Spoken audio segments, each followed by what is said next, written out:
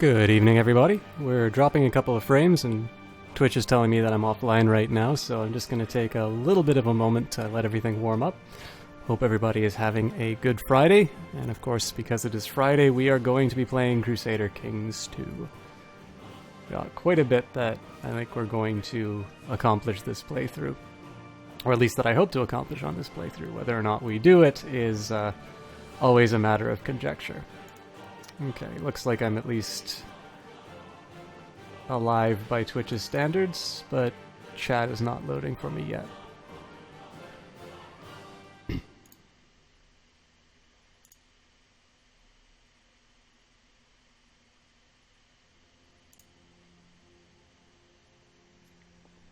Slowly on its way. I guess while we're waiting for it all to load, we can examine the world as it appears. Yep, looks like we're up.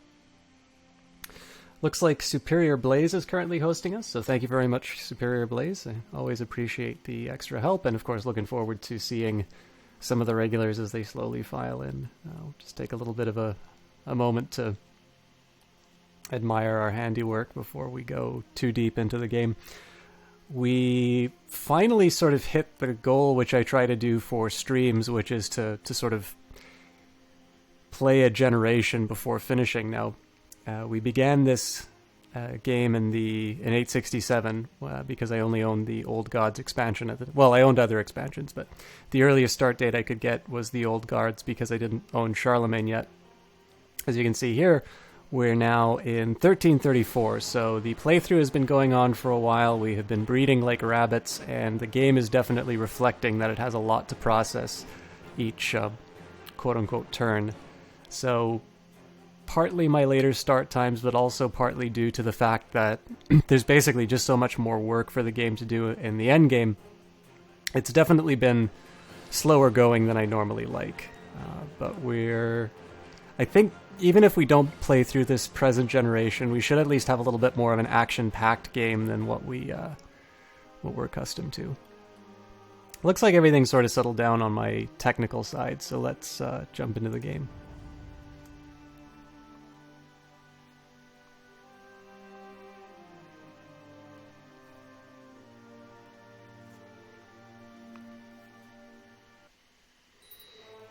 All right. So I'm going to have to stay paused for a while on this game just because I, washed my hands of the previous generation and said that I would deal with everything with this new ruler who is not yet of age. So there's going to be quite a bit that we need to deal with, and it's going to be a little more difficult because we presently have a regent. But it also gives us quite a few opportunities in terms of getting a lot done in one chunk. The game is very close to ending. We really have just a little over 100 years left in which to make our mark on the world. And fortunately, we've finally started to unlock some of the keys to achieving some of the things that we set out to do. We began this playthrough in Westmoreland, which still remains our capital, despite chat's protestations that it is the least efficient place for me to hold a capital. We don't forget our roots. We were the Count of Westmoreland, and I'm kind of getting at the point now where I can't really claim to be that new of a player to Crusader Kings, but definitely this is one of my first Iron Man playthroughs, and one of the intentions behind this was to see how far that we could get. And of course, as you can see through this sprawling expanse of red, we are now an emperor, so we got the achievements for all of that. Hey, Wedgie, how's it going? Glad to see you.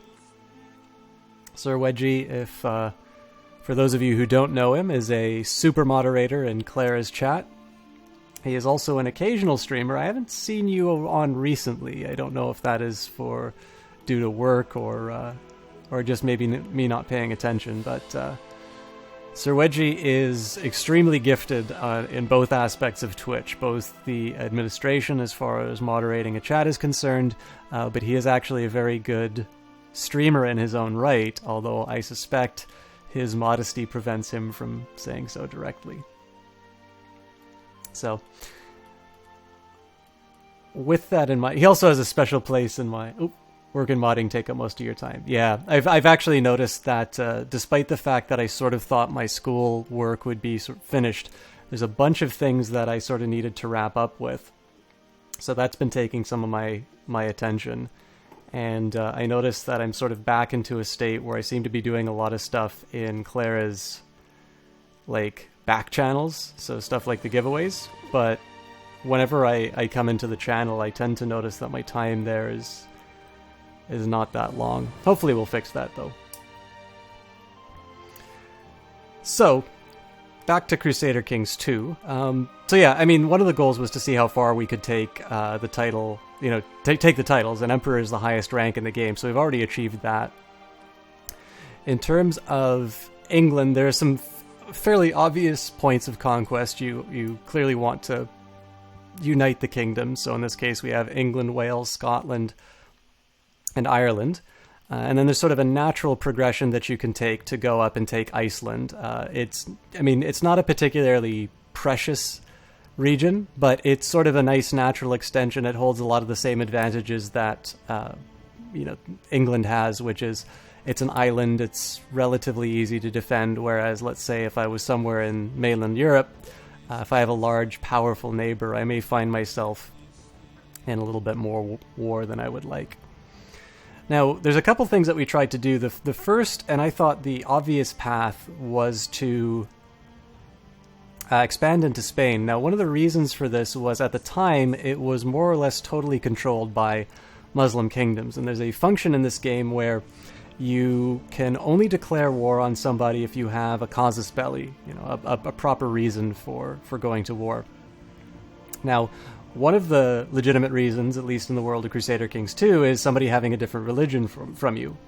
So if you are in, Spain is taken over by the majority of Muslims, and you are a Catholic nation. We obviously haven't had the Reformation yet, so there's no such thing as Protestantism in Crusader Kings.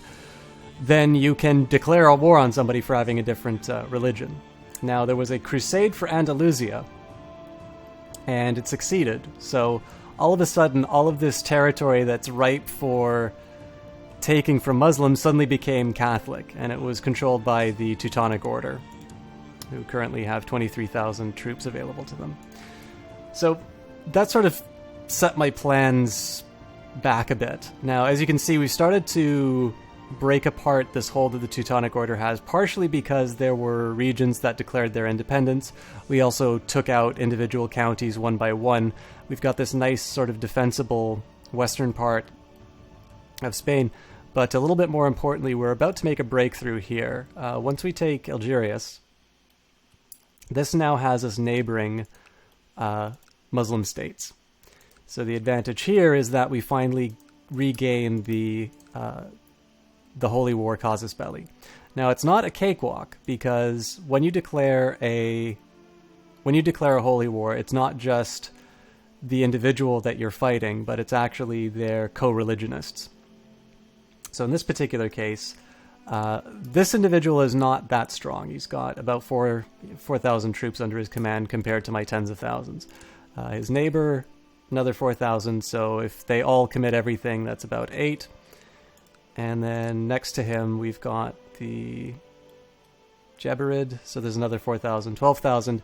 But if the Abbasids become involved, they tend to be much stronger. They've got 14,000, although at a point they had over 100,000 troops. Yeah, Wedgie, we're gonna be declaring a lot of war on this playthrough. So the advantage is that once I make some inroads into Africa, I've just got this path of conquest that I can sort of rampage on. And then while I'm doing that, while I'm waiting for the treaties to sort of expire in my African escapades, I can still be using my Chancellor to develop some casus belli in Christian nations. One thing I'm a little fearful for is once I try taking Italy's areas, because they've got 26,000 troops. Now, for my own part, I've got 66,000, so I am a fairly strong individual, but it is worth remembering that the majority of my forces are concentrated on this island. So in addition to having, in addition, it's a double-edged sword. Like, I have a lot of troops, but I have to maneuver them. So it's not necessarily a trivial undertaking to try and take on a fairly powerful rival. The ideal situation would be for me to take everything beneath these mountains, but that is going to involve a fairly long-standing campaign against Italy. I have a couple ideas of how I'm going to accomplish that, but we'll see how it turns out. And I mean, there's other things too. Like the Teutonic Order is something I can sort of pick apart piece by piece. These are fairly independent, so as long as my Chancellor doesn't lollygag as far as creating these false claims, I should be good. And I've got a very young ruler. In 4 years, he will become of age, and I won't need to worry about the regency anymore. But he's somebody I should be able to get a lot of mileage out of. So let's start by dealing with the immediate sort of warnings the game is giving us, and then we'll start worrying about kind of the allocation of ministers and things like that. Now, this is a female, so it's unlikely that she's going to take the throne. So in this case, I always like to do a political education. So I gain basically 20 opinion from somebody for letting them teach the individual. So these people here who currently have negative 15 opinion of me, these are sort of ideal. Now, I'm not going to use Beothric or Aelfwig just because they're 51 and 60, so they're probably going to die relatively soon. It would be tempting to take the mayor of Chesterfield, who's 36, but in this case, they don't actually wield that much influence, and so I'm actually going to make the Duke of Portical. I have no idea what that is. He's 25, so the advantages that I'll get from that last a bit longer. And of course, we have a negative 10 opinion, so in this case, it's sort of all of the features that we want in terms of a political education. So, I mean, his stats aren't fantastic, but I don't necessarily need... Like, if this person isn't going to become a ruler, I don't need to worry too much about their stats. Freighter 5, how's it going, my friend? So I also have the claim of unmarried heir. So right now, this princess will actually be... this princess will actually inherit the kingdom. Now, again, this is on the assumption that my current king dies, which is not necessarily that realistic. But we will arrange a marriage, and more importantly, we will arrange a matrilineal marriage just to make sure that we do actually have a legitimate heir. Again, I don't want this kid to wind up getting some kind of a disease or something like that, and us getting in trouble, so...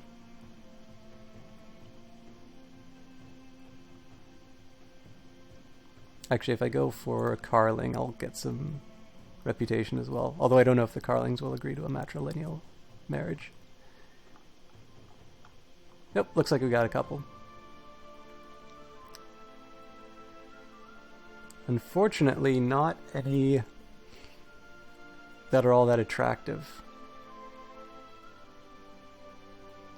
So what about the Greek? Nope.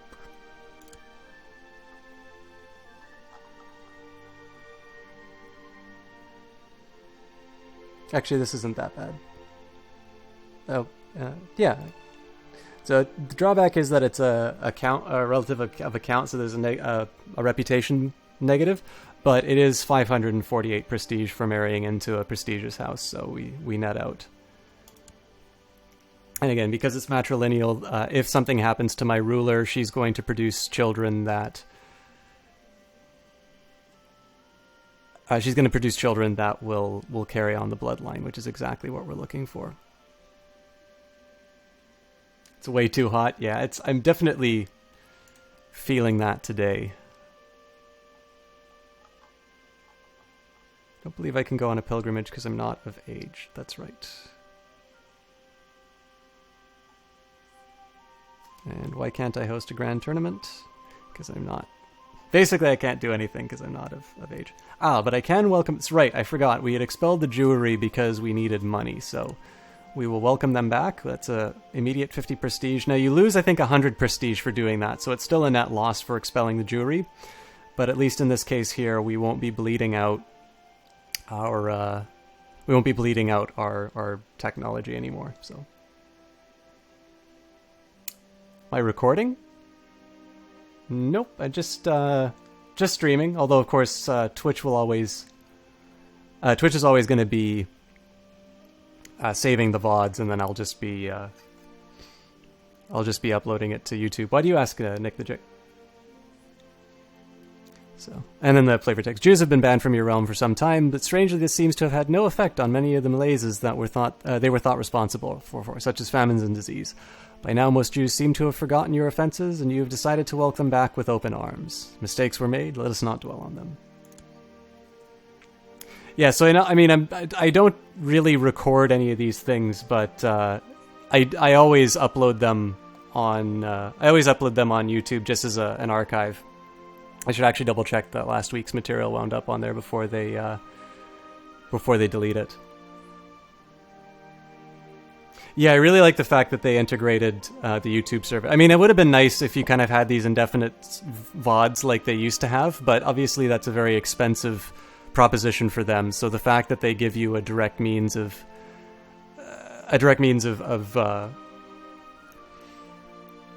exporting that material to something that's sort of built for archiving like YouTube is nice.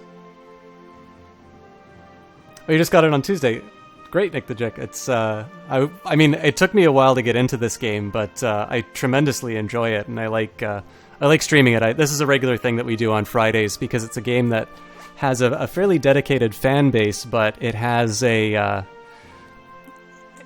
also has its detractors. I know a couple of people who will watch me for anything but Crusader Kings, so I figured that Friday's a good time. Was it you go to war with someone of a de jure ducal claim and you win, but they just say the war is over and you get nothing? Well, it does depend whether or not you declare war. Like, if you declare war and then you offer a white peace, then you don't gain anything. You can't enforce your demands. You do need to enforce your demands to claim the title. There can be other situations where if your ruler dies and the claim is lost, then it says that the war is over. There are also times where if you're declaring war on so if there's an area in revolution and you make a claim on that duchy, and then the revolution is over, then again you can lose your claim on that because it's gone back to the rightful holder. Oh, Nick the Dick. This is definitely one of the better playthroughs I've had, more comprehensive. We started in 867, so now we're at 147,000 for a score. But this playthrough began in very humble beginnings, and we got lucky. So feel free, if you have any questions while we're playing, feel free to ask away. This is definitely a much more complicated realm than I recommend starting with. This is a full empire that we've created out of Westmoreland. But some of the principles should remain the same, so... Oh, actually, this is something I was meaning to mention. So I know there's a couple of people in chat who said that they were interested in getting this game, and we talked about how we recommend waiting until it goes on sale. The Humble Bundle has this game on sale right now. Now, there's a couple comments I'll make about the Humble Bundle. It's $9.99 US, currently I believe 75% off for the base game. It seems that the only DLC that they're selling separate on Humble Bundle is Rajas of India, which is one of the later DLC that I got. I didn't have it for the longest time. And I think Way of Life is also the one that's separate. I didn't buy Way of Life yet. It's 25% off, but I figure, if it's just 25% off, I can wait for the Steam sale. If it's anything higher, if it's 25% off, then I'll pick it up. If it's, lower than 25%, I'm perfectly happy getting it then. But it seems that they've got this DLC bundle for about $23, which includes the game. Now, some of the DLC in there is the cosmetic stuff, which isn't necessarily going to change the game. So I leave it to your judgment as to whether or not that's something you want to pay for. If you want to buy this game in installments, which is perfectly viable and I think is a fairly friendly way to your pocketbook, what you're probably going to be able to do is buy the $9.99 base game, and then when the Steam sale comes on, you get to choose which DLC you want to add, rather than letting, Paradox bundle everything for you and you wind up paying a little bit more than you were expecting. You'll probably expect to spend about $4 or $5 for each expansion pack. And to give you an example, like the collection has Sunset Invasion inside of it, which is, a DLC I'm not interested in owning. Most people regard it as a mistake, including the developers in some ways. So, I guess, public service announcement for those of you who don't have Crusader Kings yet and have enjoyed what you've been watching. There's an opportunity to get it at a fairly reasonable discount on Humble Bundle. All right, so we've dealt with our notifications sort of at the top of the screen. Let's worry about our council. Now, when you inherit the kingdom, you may have advisors that aren't necessarily the best. So we're at the point where early on in our rule, so people are probably going to dislike us anyway. This is a great opportunity to put the best people in roles. So let's... these are going to be people who don't necessarily have a high opinion of me, but that's fine. Sometimes they're going to get that by... Sometimes they're going to, get the bonus opinion because I appoint them into the position, or they'll just like me as time goes on. Regrettably, my steward is my regent, so I'm not able to give him the boot. That's a real shame because his stewardship is 6, but it just means in 4 years we're going to get a pretty big boost to the economy.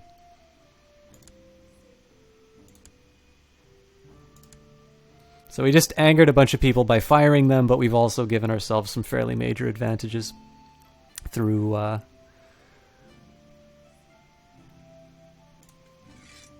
having these high stat advisors.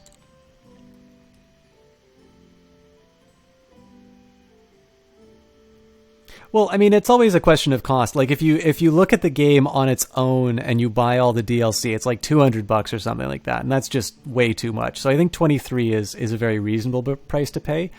But with that in mind, right, like if you can buy the expansion packs that you want for less than $23 and you really don't care about the special portraits, then it obviously makes sense to wait until you can buy them on Steam for the price that you want to pay. It's just a matter of shopping with your interests. I mean, I like the bundling because it saves you from clicking on each individual DLC and buying it. But if you only want to buy $10 of DLC, is the inconvenience of clicking on individual DLC really worth $13? I don't think so. So everybody kind of gets their own choice as far as what they want to commit to the game. I'm not quite sure what I want to do with my marshal yet, so I'm going to hold off from working with him.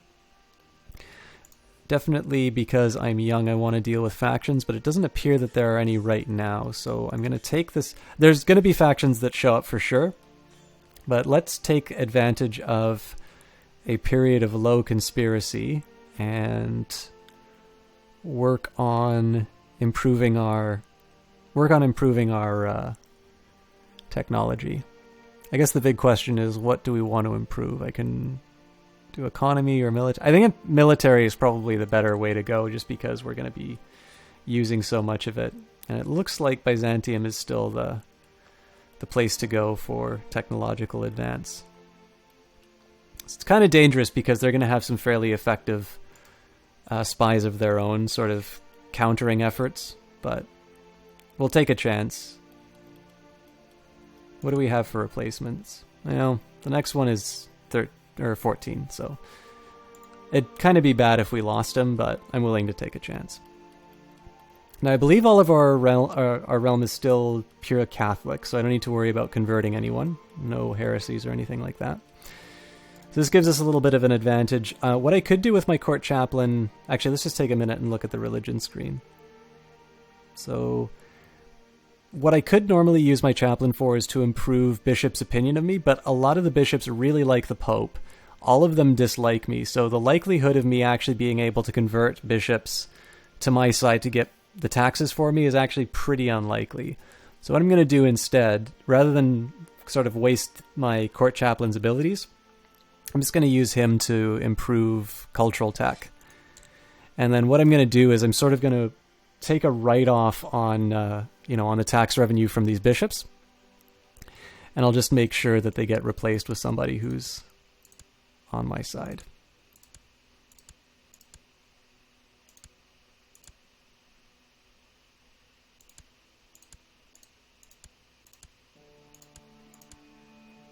Again, 47 isn't necessarily that high of an opinion of me, but with any luck, they won't necessarily be a friend of the current bishop. And some of these guys are fairly old, so I should be getting a good replacement. All right. Now, it's not a bad idea to take a look at the laws. We more or less got the realm the way that we want them to be. I should be a little bit careful in terms of considering centralization, just because I've already got the maximum number of duchies I can hold without having my vassals get mad at me, which means that I'm going to be giving more and more titles to subordinates. And so what that means, like if I increase my centralization, that's going to increase the individual holdings that I can have, but it's going to come at the cost of my vassal limit. And right now, because I'm going to be appointing more vassals, I actually want to make, I want to have it in the reverse. I've sort of topped out the number of holdings that I'm going to have. And so I want to be focusing more on people I can keep below me. So I'm not going to be attempting to change centralization. Not that I can anyway. I mean, you're not allowed to do this until a certain point, particularly when my regency is done. But it's not bad to sort of prepare yourself for these. The next thing that we want to check for is we can change the crown authority or investiture. These are the two crown laws. So we can change one of these each generation. So let's just take a quick look and see if we want to change any crown laws. I believe the only thing we want to do is change the investiture in one of our realms. So Britannia is exactly the way that we want it to be. Max crown authority and free investiture. England has what we want. Scotland has what we want. Asturias needs to increase its crown authority. Ireland has what we want. Portugal has what they want. Wales has what we want. And Galatia has what we want. So one of our goals is going to be winning over Hearts and Mind in Asturias to raise ourselves to absolute crown authority. In terms of, if we just take a look at kingdoms, it's just this area here. It's not too special in terms of getting people over. So either I send my chancellor or I bribe them with money or something like that. It shouldn't be that difficult to bring them on side. All right, what do we do next? Oh yeah, I think I already said the reason I'm fabricating a claim here is this is basically this opens the door to our holy wars. Now, right now, I have 12 out of 7 in my domain size, and I believe if I were to check my duchies, I've got more than I should have. So I've got Northumbria, Galatia. It's a little too hard to see this. I think if I were to go to somebody's opinion of me, I could see... Yeah, too many held duchies. So I've got one too many duchies, and I believe it was Galatia. That's the duchy I need to get rid of. Let's just take a look. It should tell me.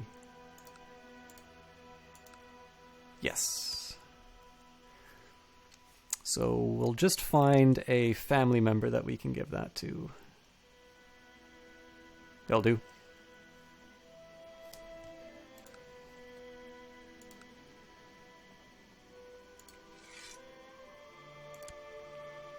And unfortunately, this is just still 11 out of 7. Now, I think that's because... I think each of those counties that I hold are ones that I want to hang on to. So, I've got 1, 2, 3... Oops. 4, 5, 6, 7, 8... Okay, so now this is a little complicated here because now I actually need to find out where these other titles are coming from. Effectively, what I want to do is I want to be holding the stuff that it's sort of directly under my control and as far as the duchies are concerned, and I want to get rid of any other titles that I'm not getting that direct use out of.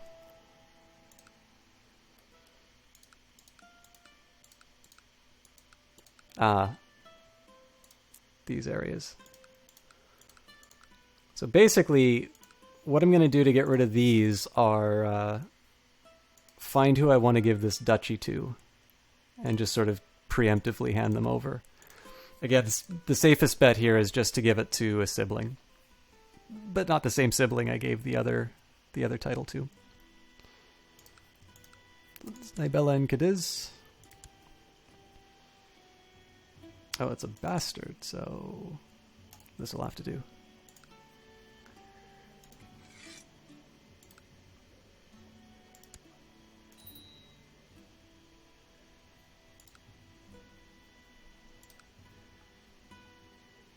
And it is. Ah, fantastic. And looks like that steward that I didn't want wound up going with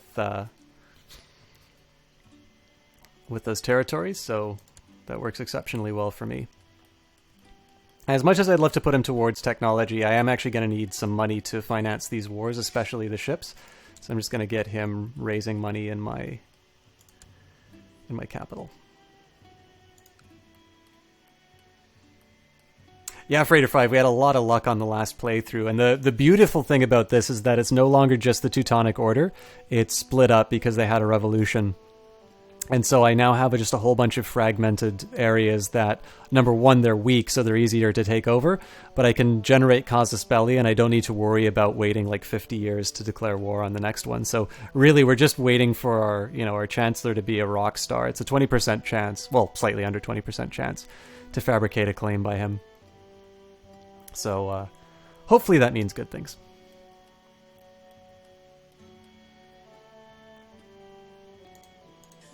All right, I think we're actually ready to start playing this game. I mean, this is, one of the catches with Crusader Kings is I definitely threw up my hands and said, oh, right, I needed to figure out what I was doing with troop training. I think I just need to inefficiently click on every county and see who has the largest levies. So the plan here is, because the majority of my combat is going to be focused in these, basically into Africa, I need to find, I could train troops in my capital, but that's not necessarily the most efficient way of handling it, because ideally I don't even need to worry about bringing troops from the island onto the mainland. So what I'll just do quickly is, oh no, that's a terrible way of doing this actually. I wish there was a way of seeing how many troops there were on the minimap.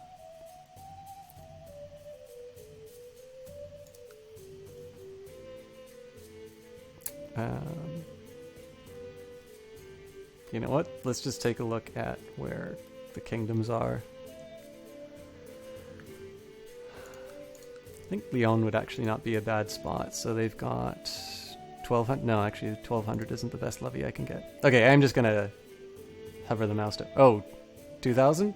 That works for me. So basically, I'm just gonna get. Oh, I can't make him. I can only make him train troops in my area. Okay, so all of that thinking went to waste. I can only train troops in my realm. So we'll get him. Actually, in that case, we won't even get him to train troops. We'll just get him to research technology in our capital.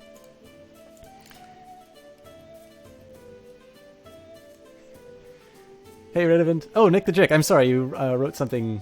I didn't even notice that. So you figured out what's happening. Apparently, when you win, you become heir to the land, but you don't gain the land immediately. When you played as the petty king of Wessex, which is a lot of fun, but once you ruled all of England, it got very easy, not like Pomerania, which whoops you every time. You would get the title or the vassal immediately, which you could continue.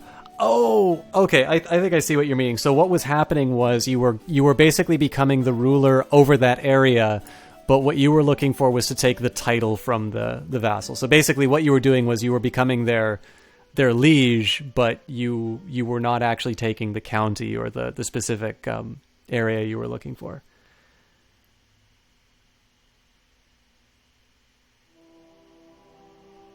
My experience, Nick the Jick, is that trying to enforce vassalization is extremely difficult. So, for instance, let's take a look at this. Let's take a look at this guy here. He's exceptionally weak. He's only got 3,000 troops to his name. He has 2 counties. There's absolutely nothing to suggest that he could withstand an onslaught from me. And he's depressed. So if I were to offer vassalization, it says no. Now, if you mouse over, it'll tell you what's going into that decision. My power is 5 pluses. So just the fact that I'm overwhelming is a major advantage towards vassalization. But I'm not as de jure liege, which gives minus arrows. I'm a foreign culture, which gives quite a few. I believe it's -4. He does have a high opinion of me, but there's also a base reluctance to... Oop. Somebody DJ Funky Fresh, thank you very much for the follow. I'm pretty sure that was you, at least.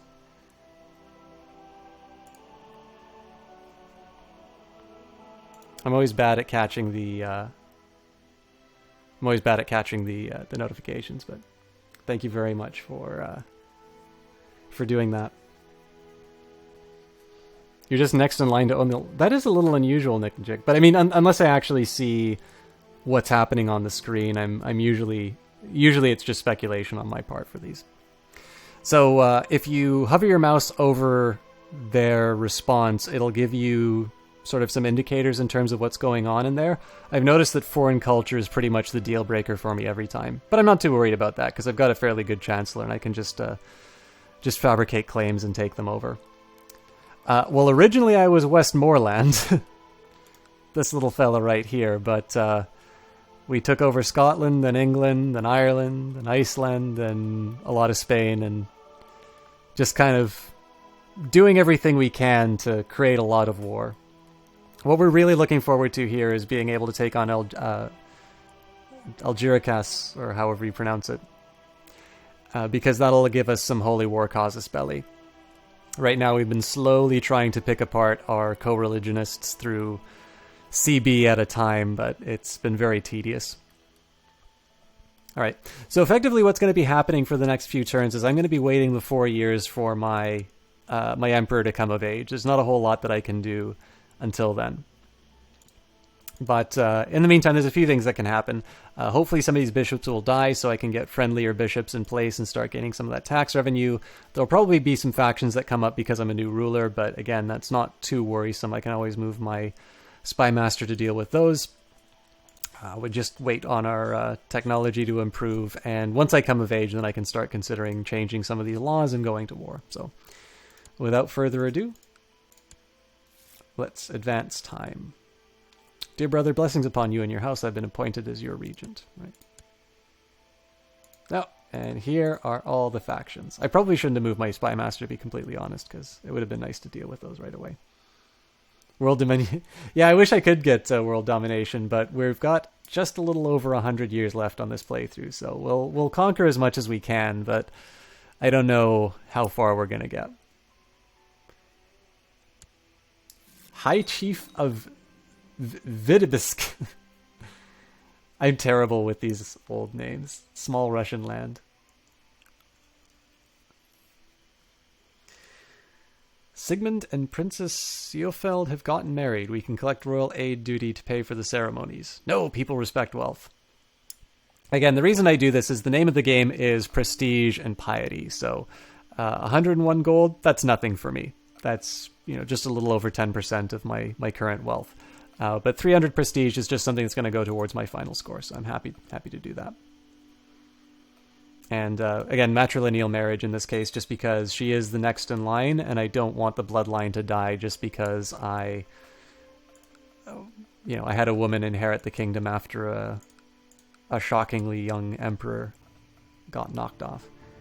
You like Russian and Prussian starts, love them on Total War, very small start, but monster if you survive it later. Yeah, I haven't played any of the Slavic countries.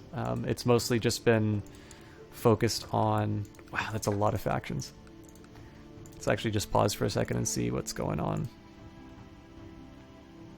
So nothing too scary. The largest is 27%, but I am going to wait for my Spy Master to become available, and we'll start taking those apart. Absolutely. I mean, we're not hurting for it. We've got 147,000 right now, but you always need more.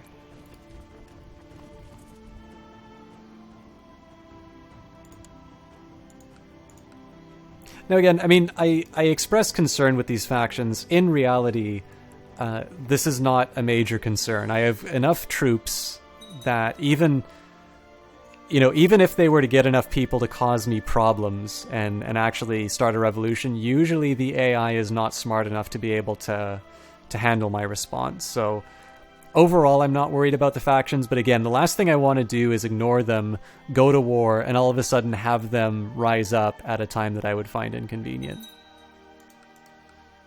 Looks like I've got another Guardian to assign. For posterity, This is a system orchestrated by the Race of God, King of England, Scotland, France, Ireland, Stadtholder of the Republic of the Seven United Netherlands, Prince of Orange, Count of Nassau, Defender of the Faith, etc. I like the old titles when they used to put etc. at the end. I think they should still do that. Alright, so I need to assign my Guardian. Oh wow, that's a lot of... No, that can't be right. Who needs a Guardian? Yeah, it's me. So here, this is going to concern... Basically, this decides my stats. So right now I have no Marshal and no Stewardship, which is a major problem.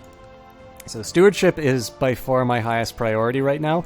Marshal is kind of because I'm going to be going to so much war. But as it happens, this guy has everything that I want. 19 Stewardship and 14 Marshal. So he's got 4 years to educate me.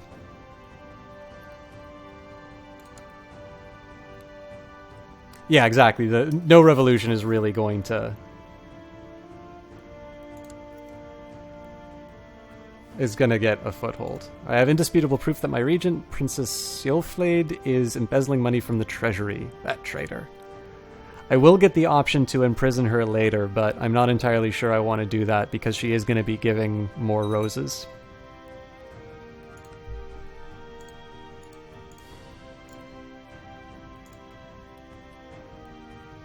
And we're playing on the highest speed here just because we don't necessarily have any benefit in waiting. Once I start going into combat, I'll slow it down, but I'm just waiting to get through these 4 years of Regency and start doing interesting things. I think I'll probably be able to move my Spy Master now. Alright, so we'll start by taking a look at what the largest faction is. It looks like it's Lower Crown Authority in England, so... just pay a visit to the Earl of Essex, it looks like. Or East Anglia, sorry. And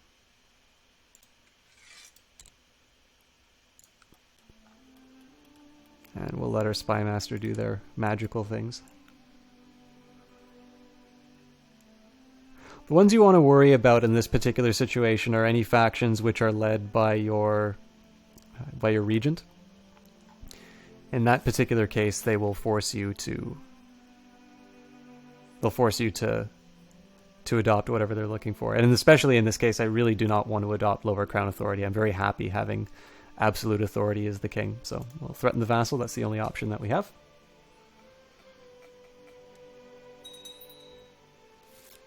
Looks like we've got more education options. Honored Emperor, I ask your forgiveness if I've done something to offend. I obviously wouldn't dream of associating with any faction conspiring against you or your enlightened rule. You are forgiven. So, looks like we need to find a new steward. Not sure what happened to the last one. And we need to find a new guardian for me. Again, we want somebody... here would be great for 18 stewardship, but I do want to make sure the Marshal isn't completely in the toilet, so I am going to take the lunatic Herbert with 14 stewardship and 9 Marshal. Again, it's not fantastic, but it's a little bit better than 5 Marshal, even with the 18 stewardship.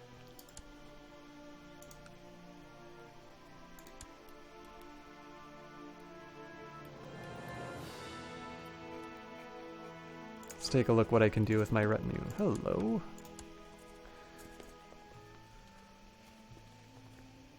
Basileus wants to have...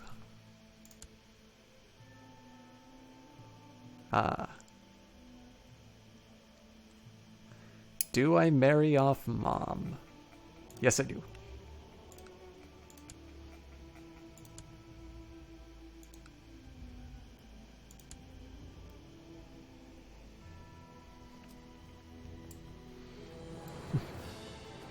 Get out of my kingdom, Ma. I rule now.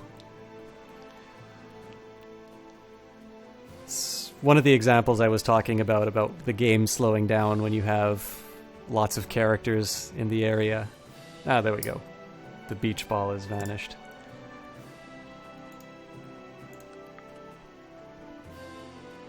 So part of the strategy here is I've got one... Man. Oh, this is the bastard. Okay, so because he's a bastard, what I'm going to do here is another political education. So again, look for somebody who has an opinion that's negative, but the absolute value is still higher than 20. And ideally somebody young. So in this particular case here, I don't necessarily want a 61-year-old because they could die at any moment.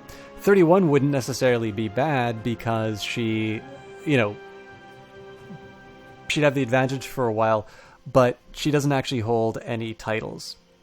So in this particular case here, I'm going to take the Duke of York. Now he's 54, but he's the only one that really fits these the criteria of being, you know, an absolute value of 20 and having a title. I could go for one of these bishops, but because the bishops like the Pope, I think the lowest value is 79. Honestly, moving these guys to a +10 opinion to me is not going to change my taxes. So just bring some of the dukes on side. And again, I do this purely because I know the bastard is never going to be ruling the kingdom.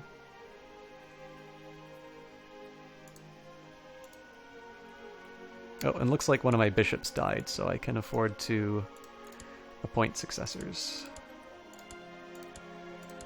There's only one with a positive opinion of me, so...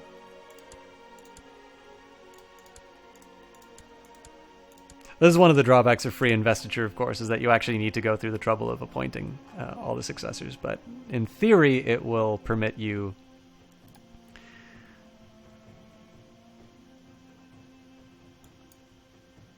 my regent won't let me do anything. Appointing bishops presumably will give you a little bit of a better chance of collecting that tax revenue or those tithes. So the strategy in the conquest of Africa, it's still going to be a little bit of slower going because both of these are the Umayyad Empire, which means that in the end, the fight that I have with this guy, there's going to be a truce that forms. So what I will actually want to do is I want to start by taking Tangier and then Infa. The reason I do that is because I will then be next to the Umayyads as well as Marrakesh, which means that I'll be able to declare a holy war on 2 areas. As I advance through Marrakesh, I'm going to eventually hit a point where there's the Sultanate of Malfi. Oh, it looks like they're actually declaring war on them, so I might have a little bit more... work to do than I thought. But the advantage here is that I believe Malfi isn't even Muslim. I think Malfi still has some of the African religions, which means that when I declare holy war on them, there aren't actually going to be the kinds of troop reinforcements that I'll see when I declare a holy war on Islam. Okay. I am now replacing my spy master, who did nothing useful. So let's try breaking up the faction again. While I'm waiting, I think I'll just go to the military screen and see if I can add anything to my retinue. It looks like I'm actually exceeding the value, but the game's permitted it, so I'm not going to change anything.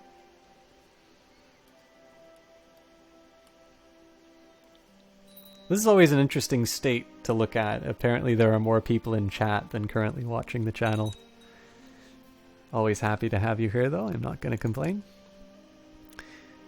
And who's the dangerous faction? It's Lower Crown Authority, so I am sort of eager to have my spy master deal with this particular faction. But again, if they get to a point where they're becoming particularly troublesome, I've got some ideas in terms of how to handle them. There's one of 2 things that I'm looking to happen, basically, is either I become of age, or they get to a point where they're going to make a move, and I just prepare myself intelligently for it. Alright, so we lost a pope, and he's being replaced by Benedict. How does everybody like Benedict?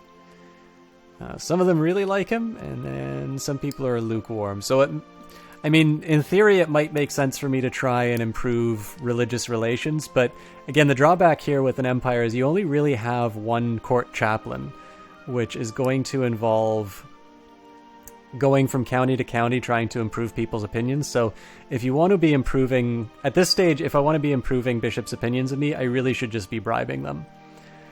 So again, and just to me, it seems to make sense to put that money into technology, or not money, but that attention into technology, because it's a tangible benefit that isn't, dependent on these people living long enough.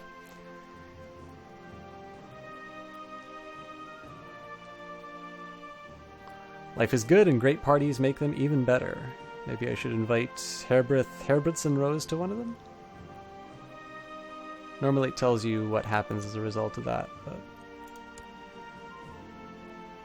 I have lots of things, and giving my surplus to others is a good deed. I've gained the charitable trait. Cool. Only one stewardship, though, which isn't so cool.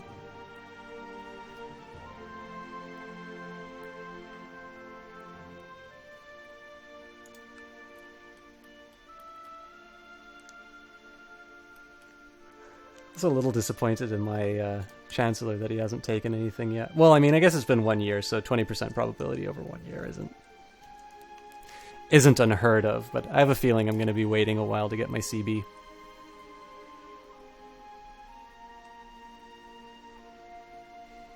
So enjoy the spreadsheet simulator, folks.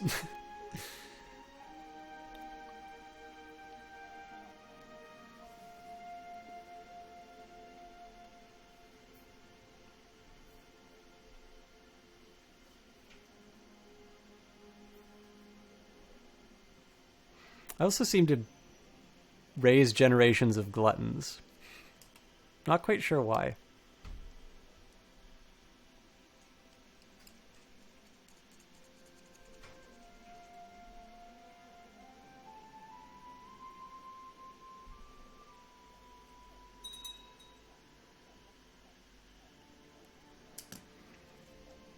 Okay. Oh, yes, I forgot.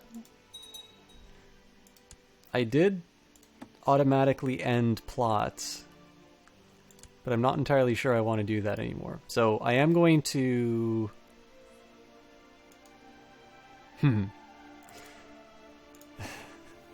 Looks like I can't end that particular plot. I am actually going to disable the auto-stop plots, just because with factions, I might actually have some opportunities to allow some plots against rivals go through. Let's see if I can get any money from banishing. Nope. So we'll hold off.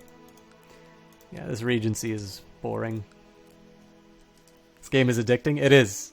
Even dry spells like this, where I'm just sort of waiting for my ruler to come of age, just to me, I'm always thinking about what that next step is.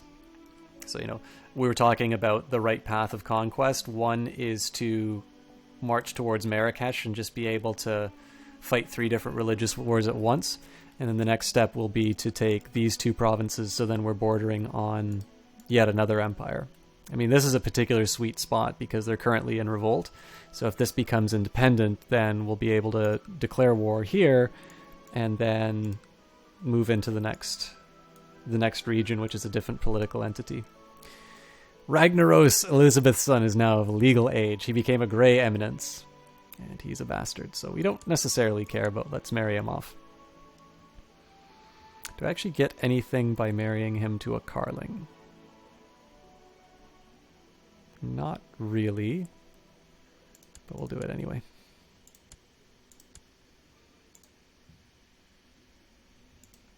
So DJ Funky Fresh, what are you playing as currently? I know we had Nick the Jick tell us that he is a good protector of the motherland in this game. Do you have a particular favorite as far as your playthroughs?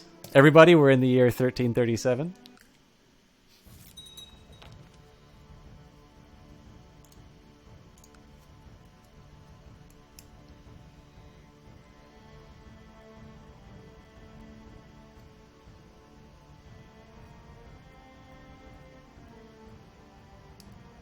One thing I could be doing, I'm generating quite a bit of income right now, 16 a month. So I probably should be doing some of these feasts and summer fairs. Man, we got lots of Russians in here. I was actually surprised. I took a look at the timer. I'm already an hour into the broadcast. I was very surprised when I saw that. It doesn't feel like I've been playing that long. Great holy war for Kiva. High Priest Telrig has a vision from the Tengreen. Order him to declare a great holy war on Caliph Akin and the cawing followers of the Mad Arab. All free Tengri men are invited to feast in their holy places. Tengri is mighty. That's no concern of ours. Unless he happens to own territory. Nope, it's just going to be weakening a potential rival. So I'm very happy that the Tengri have decided to focus on the followers of the Prophet. And for the Byzantine Empire or Italy. Yeah, so the weird stuff has happened with the Byzantine Empire. It's almost, it's almost like this is the more successful implementation of it. Here, I mean, they've definitely made some inroads north, but they kind of got gobbled up a bit by the Abbasid Empire. Today my uncle Ragnos asked me for a fief of his own to govern. But you're a bastard. I mentioned a church career.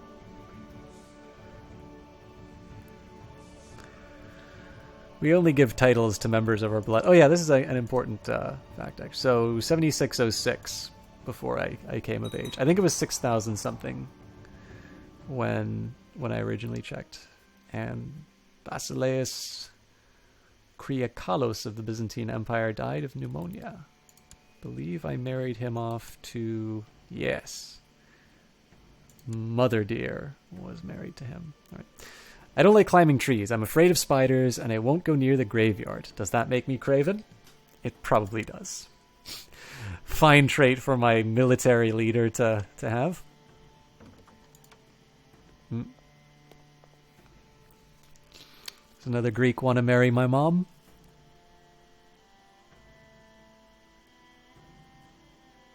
We'll find out once my computer stops loading.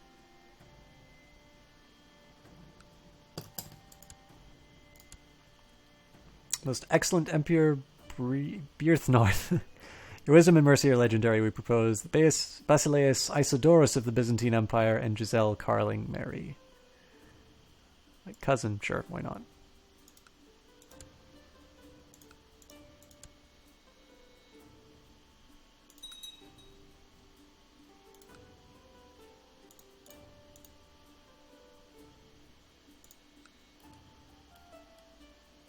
So neither my spymaster nor my chancellor have actually done what I wanted them to. So hard to find good help these days.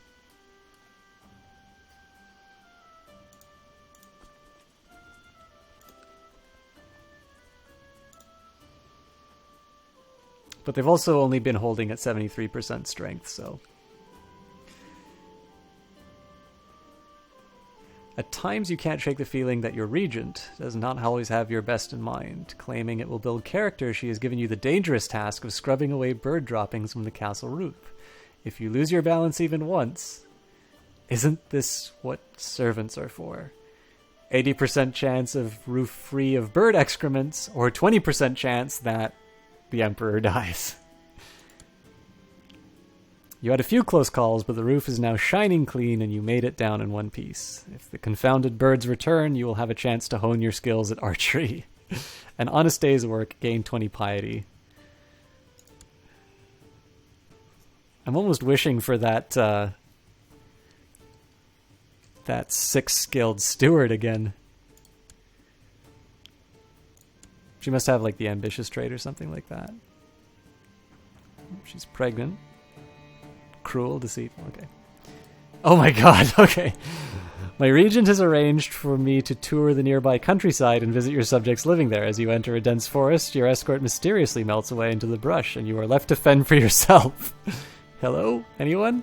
80% chance of safely returning to civilization, and 20% chance that he dies. Guards at the castle gates nearly turn you away as peasant rabble when you finally make it back. Your face is caked with dirt, your fancy clothes are torn, but your signet ring proves your identity. Blind luck alone helped you conceal it from the bandits you met on the way. My feet hurt. Gain 20 prestige. Okay. Can I send... No, I cannot send an assassin. My god. I guess I can't imprison her either because she controls the... Yeah.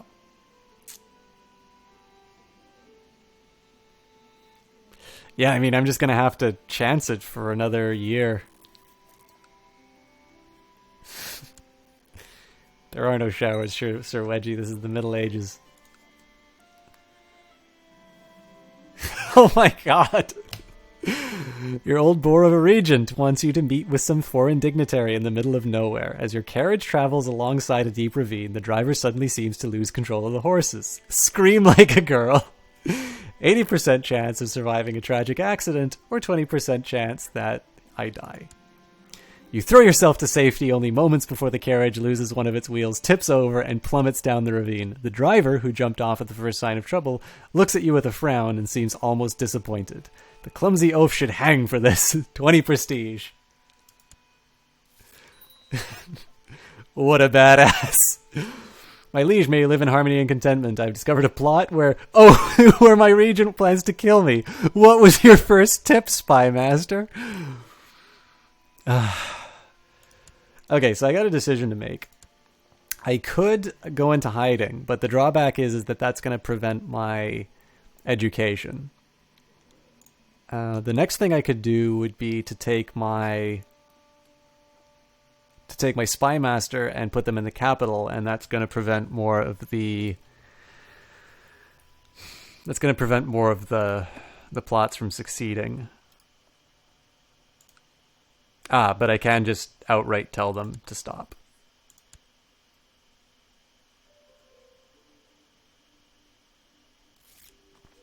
Dear brother, may you live in harmony and contentment. Your demand is just. My scheming was obviously misdirected. I hope you will find it in you to forgive me. Is there an Uber for horses back then? Yes, and apparently they're all paid assassins. Oh my god, what?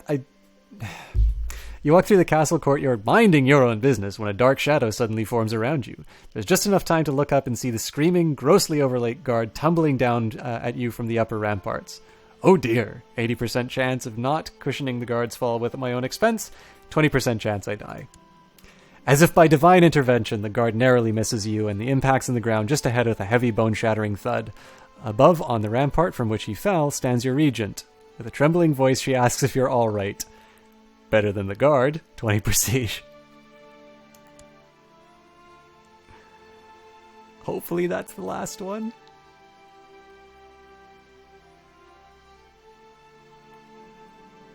Jesus. I thought we were over this. You retreat to your bedchamber to consider the unlikely series of accidents you have suffered recently. Suddenly the door flies ajar with a bang. Your regent stands before you, her eyes burning with hatred. A sharp dagger is clutched in her hand. Without a word, she lunges at you. Help, guards! 80% chance of bravely evading the danger. 20% chance I die. She stabs wildly in the air with her dagger, missing you by a hair's breadth as you leap away in panic. Guards rush inside and pull your regent away as she screams, "Why won't you die?" Did I miss something? Mayor Edmund becomes regent, and Princess Sealblade is thrown into a dark cell. Thank Christ.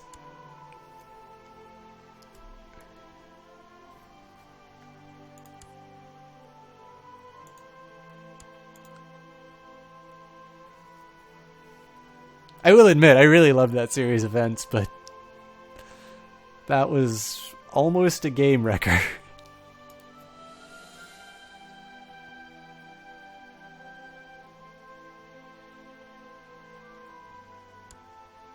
Fortunately, this is going to be the year where we... Truth be told, I never thought I would really like Duchess Helga, but when she held a great banquet, we got drunk together and I had a really good time. She is my best friend. The 15-year-old getting drunk at a noble's banquet. We collected a tithe in Westmoreland for 154 gold. Eventually we should start spending some of that, but let's start by... Okay, did I imprison him for heresy? Nope. So we will ransom him. We'll ransom him. So if I banish her, I only get 78 gold, but she is a family member, so I think I'm just going to hold off on that for now. Like, no benefit from banishing him. And 70 gold. These are all going back to the Byzantines, which we had gone to war with earlier. What does she have against me? She's next in line for succession.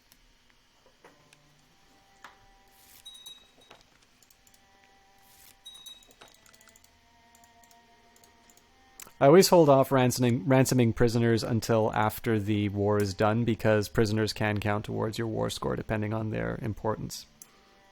First time I actually played as William the Conqueror, I wound up capturing the King of England in the...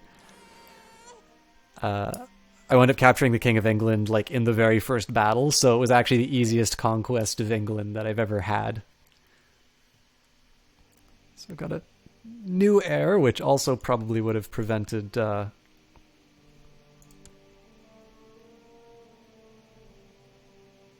Did she just give birth, I guess? I'm not quite sure. Anyways. Yeah, so because she gave birth, this nephew is next in line, not her.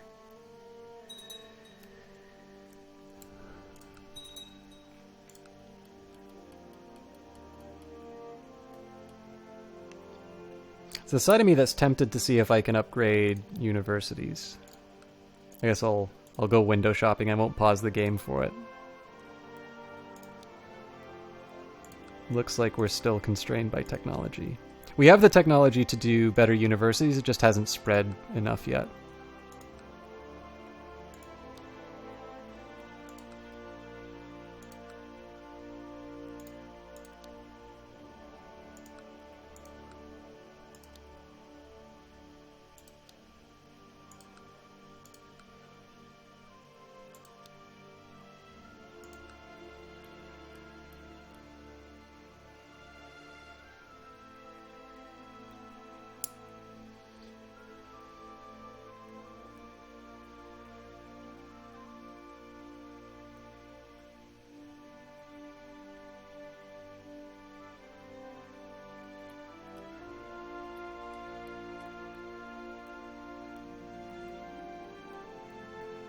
Visitors arrived today, and despite their peculiar clothes, strange language, and strangely colored skin, they were warmly greeted by Herthbert Herbertson Rose.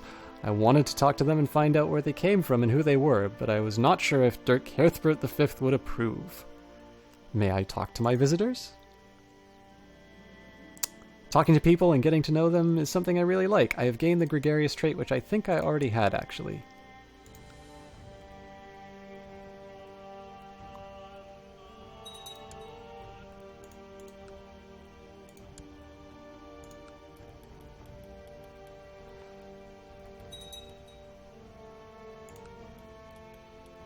So disappointing that I've not gotten my casus belli yet. And apparently the factions are doing a better job of disbanding themselves than... Hello!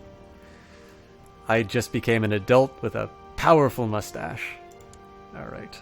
And he became Midas touched, which is fantastic. So I've got 12 stewardship. Unfortunately, I've got nothing for military. So the first thing I'm going to do is get the get married ambition. It's just a quick little bit of piety. We'll find ourselves a nice Carling girl to marry.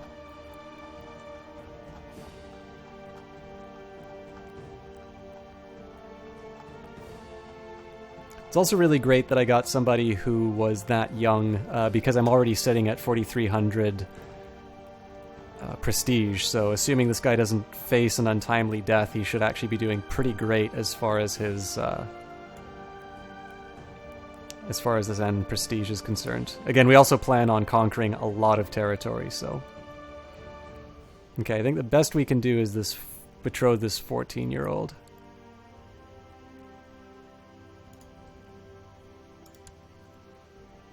So it's a little bit of a shame just because I'm going to have to wait 2 years, and I could have used a different ambition during that time, but I'm not too worried about it. Alright. Let's next up... We will go for maximum crown authority. That might actually just work on its own.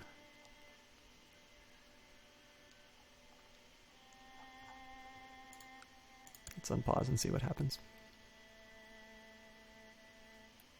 Now my suspicion is I can't... Oop. Yes, our betrothal worked. My suspicion here is I'm not going to be able to declare the Holy War because I don't border... Oh, hello.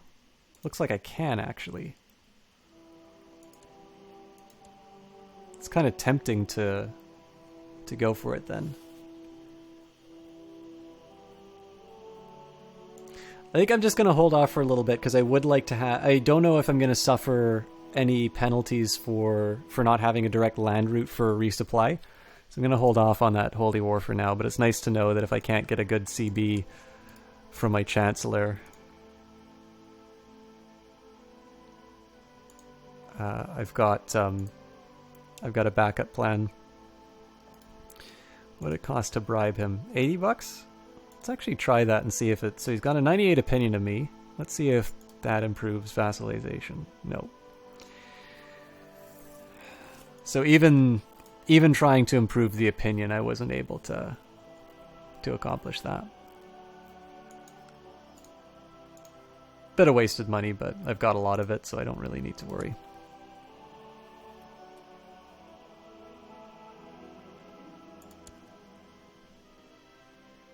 Princess Florence, Night Girl of Britannia, is now of legal age. She became an indulgent wastrel, so let's marry her off. There aren't really any alliances that I want, so I think, again, the way to handle this is just find a Carling and try and milk them for as much prestige as they're worth.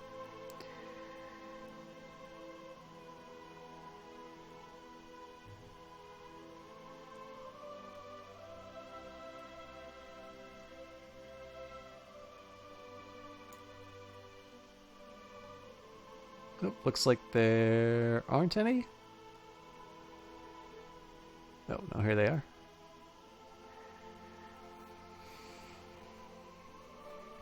I'm a little more comfortable betrothing her to the 13-year-old, especially he's got a claim on territory and they'll still be producing some children.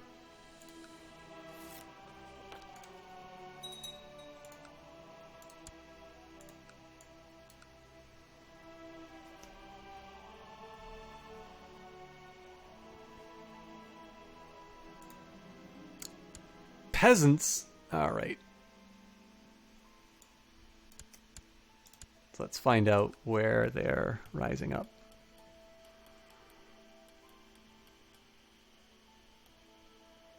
Nowhere convenient, it seems.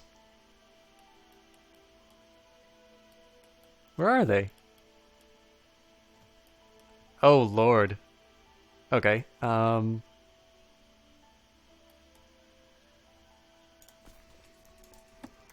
let's use our vassal levies.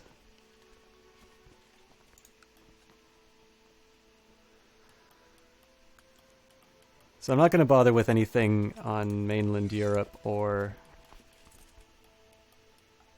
sort of in the Scandinavian region. I mean, theoretically I could march them across the continent, but that seems like a fantastic way to lose a bunch of people to attrition. So we'll take the British contingent, which conveniently happens to be the majority of factions that I'm dealing with as well. We'll consolidate them and then I'll get some ships to bring them over. I don't think I should lose any provinces in the time that it takes me to combine them. There's a little subtlety in terms of how you want to handle a revolution like this because I'm going to be transporting them by boat.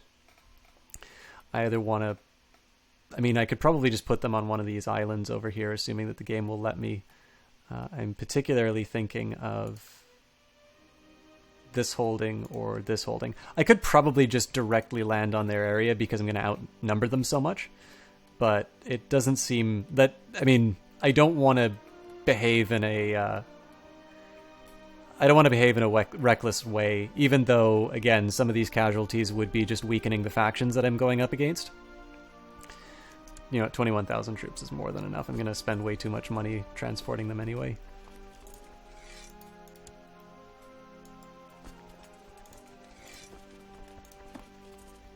So, we'll raise some fleet levies. Combination of these two should be sufficient. So at least we get the action, but not the action we were looking for.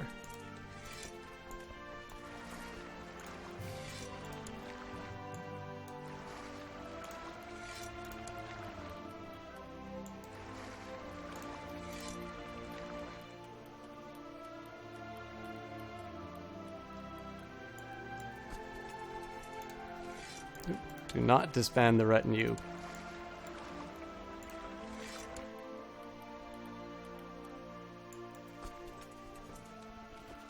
I think I can actually get rid of... It's funny, it's the closest army to the place where the revolution is, but it actually seems more trouble than it's worth to bring them in.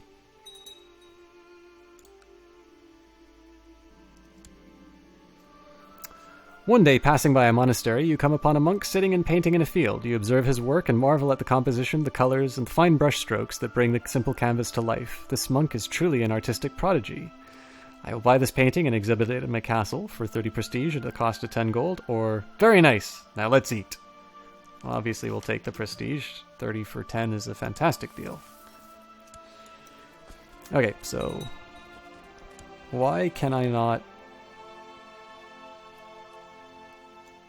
Oh. Because I didn't combine the navy. Alright, get on the boats and hit some disgusting peasants. Oh, actually, that looks like Poland that owns that. They're the exact same color as me, but that's fine. I should still be allowed to land there. And if not, I mean, the worst that I have to do is just land in my own territory and go through. They haven't made that much of a dent in my defenses yet, so... An actual, like, a faction would be a little bit more troublesome than this, but this is sort of an example about... This is sort of an example of how an attack, or how one of these factions, if they grew dangerous enough to actually stage a rebellion, this is kind of an example of how it would go, is just send enough troops to overwhelm them in their key areas. And be patient. Again, if they're not taking any major chunks out of your holdings, then there's no point in rushing. During my stay in Westmoreland, I have found a great philosopher who's agreed to help you with your studies and enhance culture in the province. With my permission, you would like to employ him. 182 gold for 50 points. That is exceptionally expensive, but I've got a lot of money, so I'll do it. One thing I had forgotten to do as well when I became 16 was actually go on a pilgrimage, so it's probably just as well that I didn't have my CB, because I would basically be in a state of perpetual war from then, so I will wait for this rebellion to be crushed, and then I'll go on a pilgrimage so I can get some piety. Alright, we've got a daughter. Again, I'm not that worried about the two. I mean, she gave birth in prison, but I'm not too worried about this just because this guy should be creating his own heirs. Alright, and the rebellion's dealt with as easy as that. So, nice little bit of prestige for little toil. And now I will both go on a pilgrimage, and I think I can also host a tournament.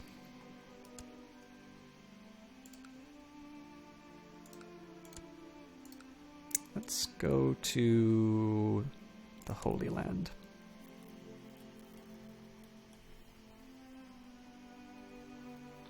I actually forgot that at this stage there's going to be some new holy sites that I can visit. Like I could go to Canterbury if I really wanted, but... You always troll yourself by being nice and giving someone a nice duchy, and then you forget that if it's the same rank, they may go independent. Yeah, that's why I only give it to family members. EP Warrior of the Lord, how's it going? Thanks a lot for coming back. Alright, so we got the CB that we wanted. It's expensive, 365 and 150 prestige, but once I finish my pilgrimage, this is going to be what unlocks Africa for us and basically gives us our constant war that we're looking for. And because I am a particularly vicious ruler, we're actually just going to go straight for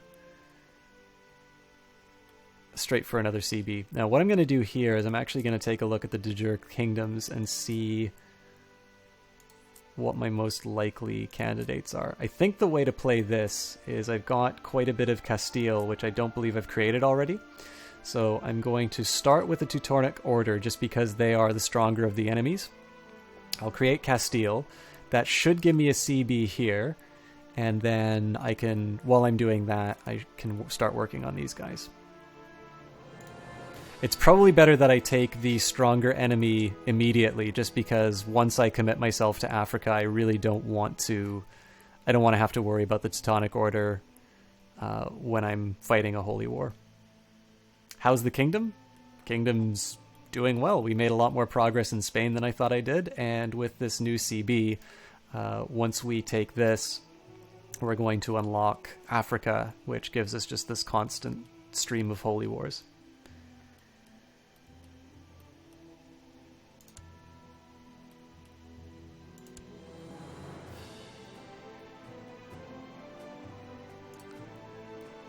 My things are packed, everything is in order, and at the end of my journey, the Holy Land awaits. Yeah, I've got a Regency, not too worried about it. I mean, it does knock me down to... a maximum of 7, so suffering a little bit from that, but... Deep in the night, sleeping in the Pilgrim's Inn, you dream a beautiful dream. You are walking through a dense wood filled with the wonderful sounds and smells of nature. Little squirrels run across your path, and birds sing in the trees. You keep walking through the wood and then notice a new but strange but familiar smell. You can't quite put your finger on what it is. Something that you should know. Something important. Yes, it's fire! You're instantly wide awake. The room is hot. You can hear the sound of crackling flames, and a moment later you also hear people screaming. Indeed, the inn is on fire. I can help put it out. A 30% chance of gaining brave, 10% chance of becoming wounded, and save myself and let others handle it. Well, we were lucky with my regent, so... Well, I didn't become wounded, but I also didn't become brave, so... Alright, you journey long and hard, your feet are sore, and your back as well. Far from the castle kitchens, the food is barely edible, and on top of that, you seem to feel cold all the time. Perhaps you're not quite out for this pilgrimage thing. My faith will see me through. 10 piety and possibility of gaining ill, so I'm really taking a lot of chances with this guy's life. Yeah, he did become ill. But... As evening approaches, after a long day on the road, you come upon several campfires. Around the fires, you find a group of holy knights resting after a long day's ride. They invite you to share their meal and trade stories. I can trade stories of theology with the knights, or I can trade stories of war. So I gain piety for this, which makes it appealing. A 30% chance of gaining a stat. I really do need martial, so I'm going to take a chance on this one. Again, I think I'm probably just throwing away 10 piety, but I'll regain that on this pilgrimage anyway, so... And sure enough, I didn't gain any martial. Jerusalem. You have finally arrived at Jerusalem. Passing by the Mount of Olives, you enter through the city gate and are immediately overcome by a feeling of having made a truly epic journey. The city is filled with people of all creeds and colors. The air is heavy with smells of strange spices and foreign plants. You make your way through the throng of people and animals, excited by the knowledge that you are now close to the Via Dolorosa and other holy places. You plan also to visit the Church of the Nativity in Bethlehem, but first you need to find some place to stay. After all, you wouldn't want to be forced to sleep in a stable, would you? Oh, Jerusalem, Jerusalem.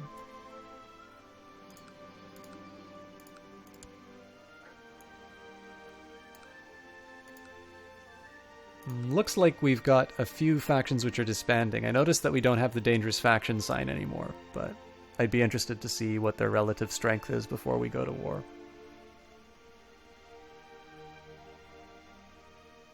Bustling mass of pilgrims is impressive, as are the many languages, colors, and ways of dress present. People come here from west, east, north, and south, and you are standing in a place where the roads meet and where people and ideas meet. I can take the opportunity to observe different languages and customs, or I can take the opportunity to meet new people. Well, let's see what stat needs an improvement. Diplomacy is fine. Learning and intrigue both could be improved, so we'll try that. His stats really aren't that good. And you finally returned home from your pilgrimage. It was a rewarding and interesting journey, and you'd do it all again if you could. Still, it's good to be back home. A great experience. Gain 30 piety. Alright, and this is the time we go to war. So these guys will have no friends at all. They've got one ally, and that ally has 3,000 troops. So, in this case here, I'm just going to dedicate my retinue to it. There's no point in... Well, actually, so that's not quite true. Can raise vassal levies on the mainland at least. Again, I won't commit anything too special towards it, but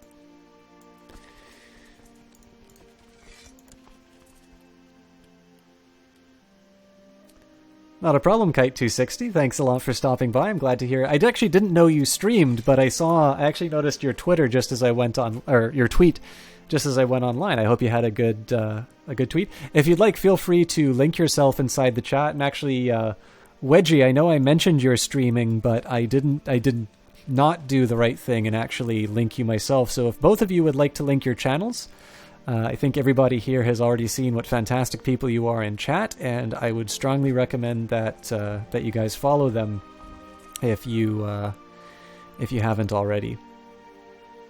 And please do not be shy about it. I'd be very happy to have you guys share those channels, because I know I'm always looking for places to be entertained on Twitch, and I think both of you... Oh, well, Kite, I've not had the opportunity to see your channel, but certainly you demonstrate some very good qualities in chat. And Wedgie, I have had the pleasure of watching you stream, and yours is absolutely one that I get a lot of entertainment from. We've got some plots, but I'm not too worried about them just because I want to focus on Conquest right now. Oh. I forgot to declare war. That is a small problem, especially because I have to drop the levies. This is actually the second or third time I've done this in this playthrough. Alright.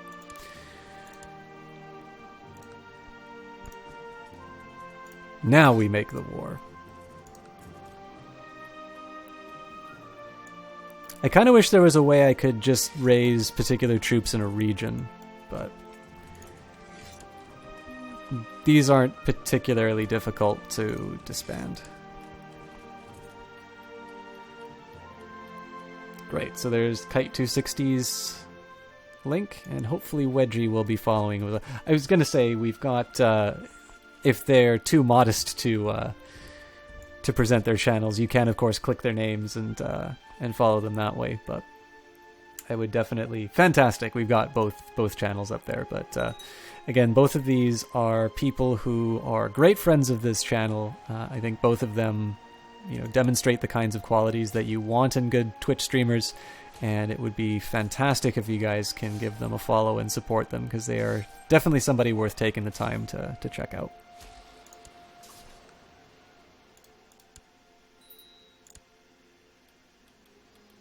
So I'm going to do something a little different here. I'm going to actually let my retinue handle the siege, because these guys are going to be moving into a neighboring province, which means that I can use this secondary army to just clean up the survivors. Their morale isn't fantastic, but these guys have been devastated as well as far as their morale is concerned, and I outnumber them 4-1.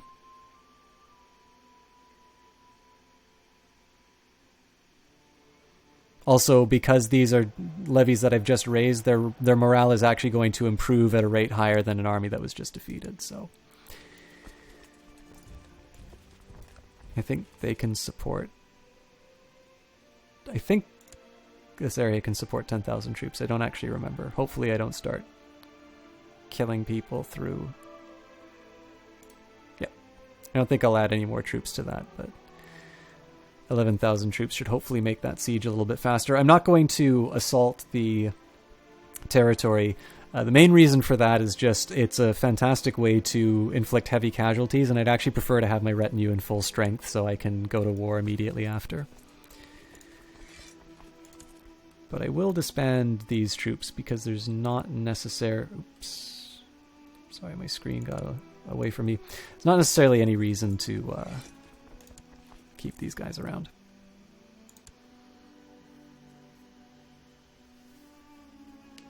Well, you should be, Kite. I mean, I absolutely mean it, so... By the way, for some of you have known me through my either constant tardiness due to school, or of course my incessant complaining about school, but the last of the grades have come in, so I got above average on my thesis, so that does mean an A. I still could have done better, I think, but certainly my fears were fears are more or less dealt with. I had a couple of worries about my econometrics grade, which I think Wedgie already knew I had enough that it probably wouldn't cause a problem for grad school, but effectively now that every last grade is in, I can confirm that I will be going to grad school. There's no permutation of my grades that doesn't permit me to go to grad school, and more importantly, my major research project has a grade which is a little bit more consistent with the kind of performance I was putting into school before I got a little overwhelmed with work and travel.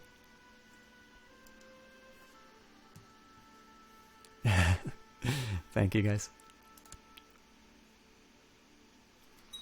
With that in mind, I am definitely going to be changing my conduct in grad school. I definitely feel like in the last year I was not quite putting the kinds of effort that I should, but part of that is a reflection of the fact that basically for the 4 years I've been doing my undergrad, I've always been taking the maximum number of courses possible. I've been TAing on top of that, or working. This is just the betrothal that I had before, so this will hopefully start producing children. So yeah, I mean, on top of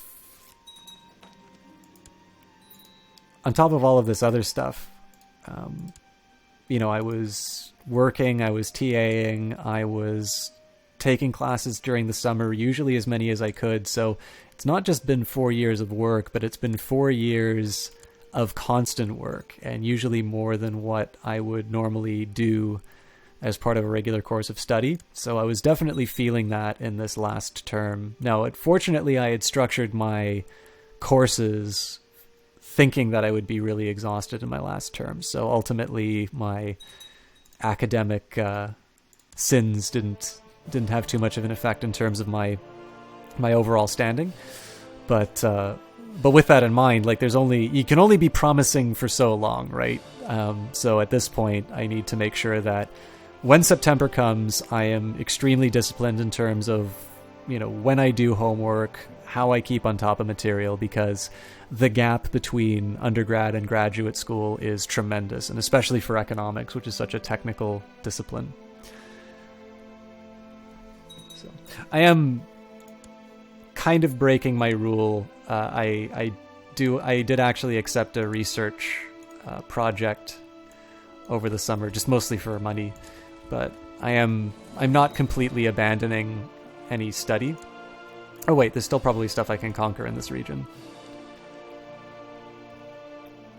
But I'm definitely taking like the big thing about any work that I'm doing that isn't like I'm getting paid for work is if there's something that interests me, like if I'm pursuing a topic from interest and suddenly the work becomes quite hard, I have the option of setting it aside. Whereas if you're doing it for an assignment, clearly you can't just say, oh, well, I'll pick up Romer chapter 4, in a couple weeks from now when you have the midterm next week. So gives me a little bit of a chance to, to stay on top of things, but not in a way that drains me like this term. So that didn't take long. I've impregnated my wife. Hopefully it's a son, so we can secure the succession. A little surprised we're not at 100% yet, but that should either naturally tick or, in the worst case scenario, I claim this other castle. It might actually be preventing me from getting that last 1% because there's a castle still standing. I'm not entirely sure how that war score works. One of the things I was hoping to do, I honestly can't tell you if it'll turn out, but I remember when we were doing Civilization, we had the professors from the classics department who were very generous with their time in doing some interviews with us about their field of expertise. Now, obviously, there is a field of medieval studies, so it'd be really interesting to see if I could do a similar style of interview with somebody from that department. Now, the drawback is that I have done... I've been a research assistant for the classics department, which is how I had those contacts. I don't necessarily have the same contacts within, within the other faculties. Well, it's Faculty of Arts, but within the other departments. So the good news is though that the prof who I'm doing this research project for over the summer actually used to be the Dean of Arts. And the current Dean of Arts is somebody who she invited into the economics of intellectual property class. So in this case, I have something of a credible line to, to an official source that might be able to help me out with a project like that. But I think it'd be kind of neat to have an expert on the Middle Ages sort of come in and talk over a game of Crusader Kings. So no promises, but it's something that, especially if I wind up doing Extra Life, I think it'd be something that would be really interesting to do. So I've got a new heir, and chat, let's start this off right. I will give you a full minute to suggest names for this new son. As always, I kind of keep veto power over certain names, but I will try to be as accommodating as possible, and I will make minor adjustments if I so choose. But hit me with your best shot.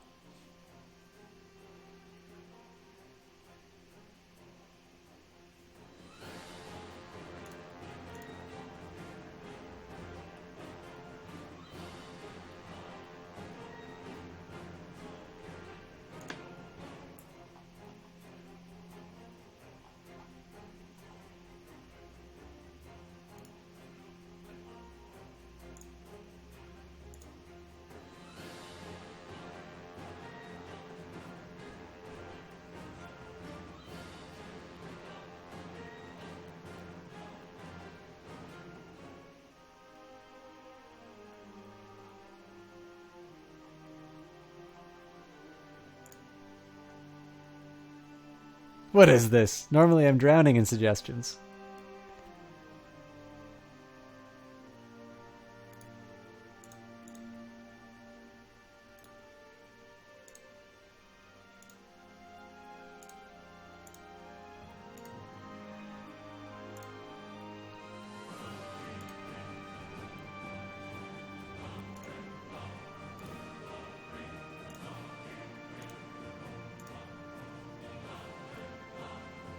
Nice. All right.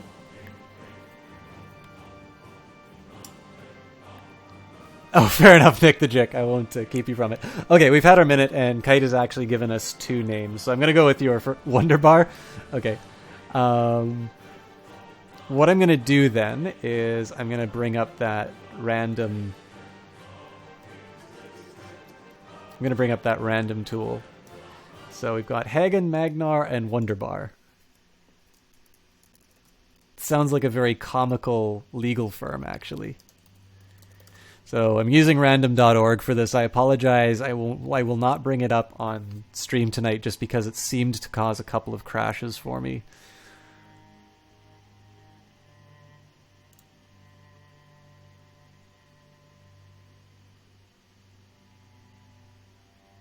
There's a side of me that wanted to try and do something fancy in my stats program to get the random draws, but I'll just stick with simple methods. Okay, JGAN Wonderbar randomize. Hagen it is. Second to Wonderbar, so I'll enter in Wonderbar for the next draw. Alright, so my ambition to have a son has been fulfilled. I think to try and generate more kids, I am actually going to try the daughter one, just because I've sort of already committed myself to having a pretty crappy military. And what else? Have any technology yet? Nope. Oh, but I can appoint a successor. 2 successors who hate me. Well, the guy in prison hates me less.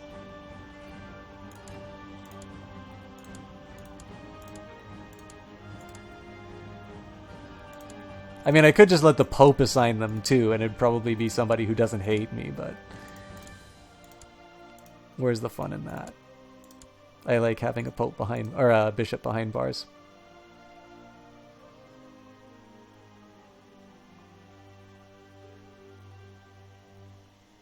And it looks like some of the figures from... so, whoever it was that we were using our Spy Master on seems to have voluntarily left the faction. So we'll just move our Spy Master on to slightly more appealing targets.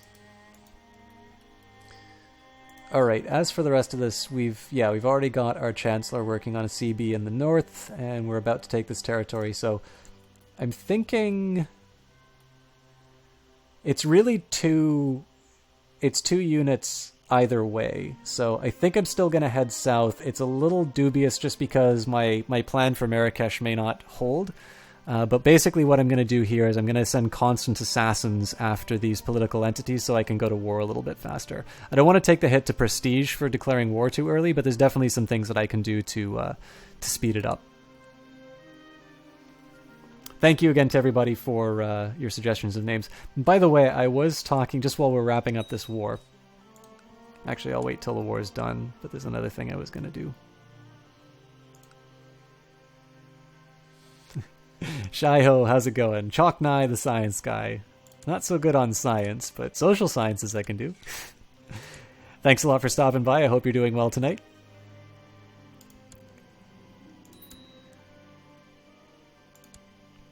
All right, so we can create the Duchy of Seville, which we will. And we'll just hand it over to, in this case, we already know who we're handing this over to. It's actually a very large duchy, as it turns out. I mean, it's something I could theoretically take for myself, but we already gave these over to this fine gentleman over here, so we'll include the lower titles.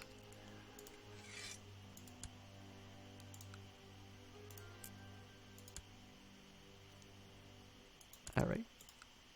So what I could do right now, actually, is declare war on the Teutonic Order to claim that last element of Seville. Again, it's possible to do. I don't believe Malaga is... No. It's feasible, but at this point, I'm not gaining a lot of advantage. All that I'm really doing is strengthening one of my vassals, which gives me some military advantage, but not a ton. What it does do is it bogs me down in a war with an enemy who's got 22 or 27,000 troops. So what I'm going to do here is I'm still going to... my fight with the Teutons is going to be here because it gives me a claim on a kingdom. The main reason I'm doing that is the gains that I make in the south here are for the Kingdom of Andalusia, and I just simply do not have enough components of Andalusia. Even if I take all of these disparate elements, it's still going to be a very long and hard-fought battle to claim these. So I sort of want to make sure... It's possible that... I mean, this guy is 36, right? So it could be that I need to wait decades before I'm going to be able to... before I'm going to be able to make another claim on a Teutonic Order territory. So, and this Band of Goblins, thank you very much for the follow. I really appreciate you hitting that button. I don't believe I've seen you in chat yet, but if you want to make yourself known and I can thank you personally, then that's fine. If you want to stay lurking, we're very happy having you on the channel one way or the other. This is so awesome, Shoots Egg.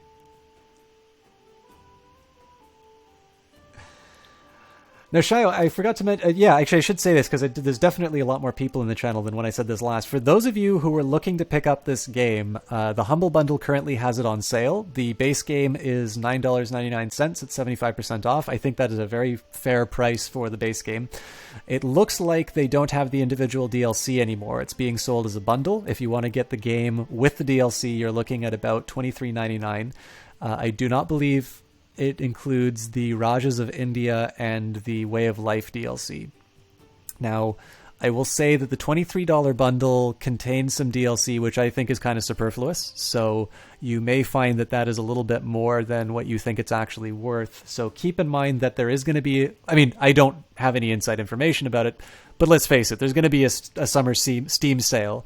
I believe Steam still has the individual DLC on its own. So if you want to get started with this game, what you might want to do is pay the $10 US for the base game, and then just wait for the Steam sale to pick up whatever DLC that you want. Like, to give you an example, the bundle has Sunset Invasion. It's a DLC I'm never going to purchase. I have no interest in that DLC. So if you want to avoid some of the bloat that's in the bundle, you can just buy the $10 version and slowly expand as you continue.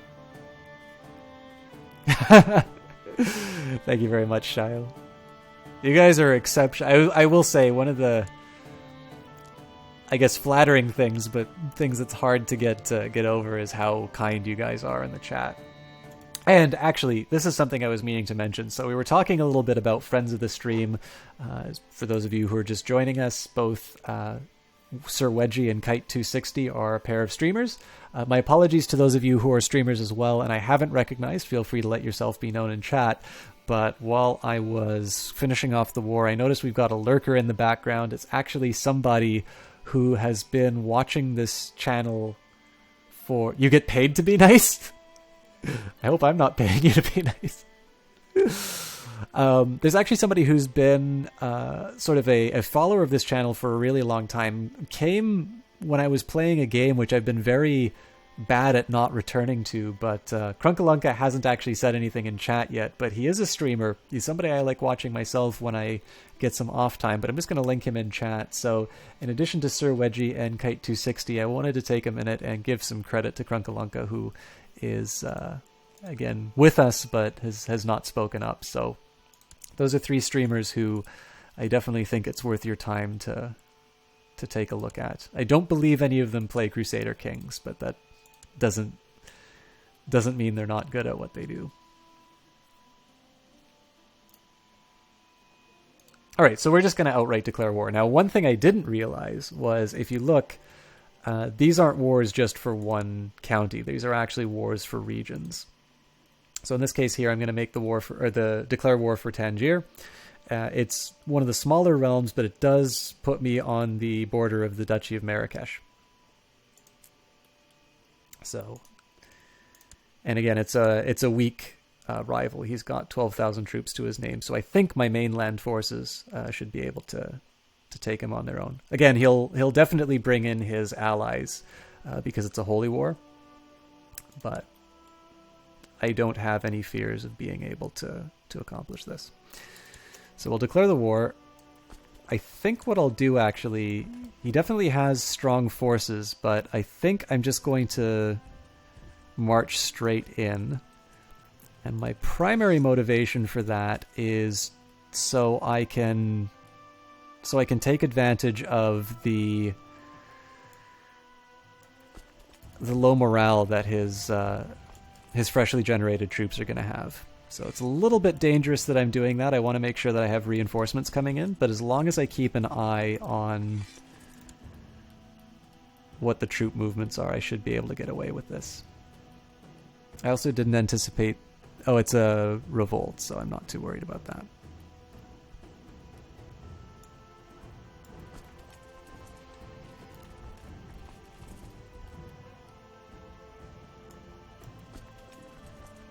So yeah, basically just move everybody into position. I'm going to go at the 5 speed for now just so these guys can move in, but I'm going to slow it down just shortly after that to make sure I don't get clobbered by his troops.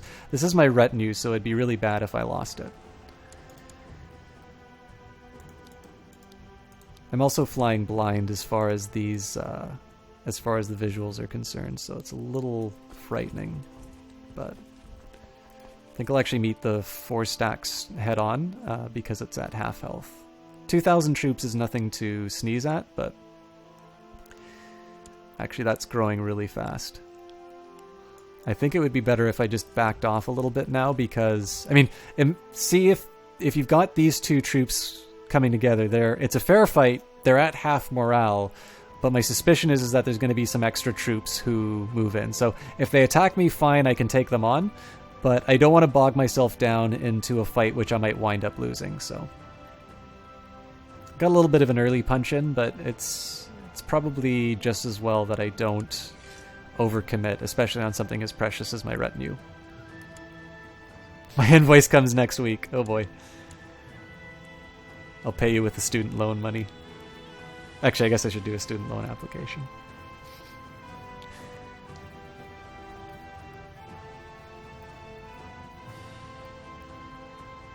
So that's a little bit flaky of me to, to start with a siege and then move back. But as you can see here, they've now got 9,000 troops.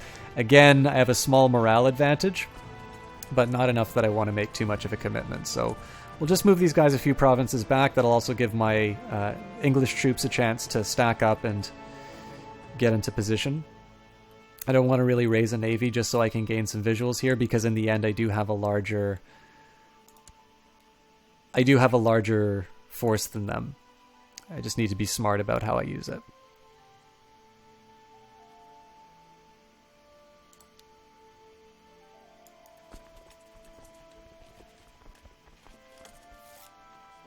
To the Honorable Emperor Beerthnorth, blessings upon you and your house. Oh, okay, it's just a marriage proposal. Again, just a nice little boost to my prestige because I married a Carling.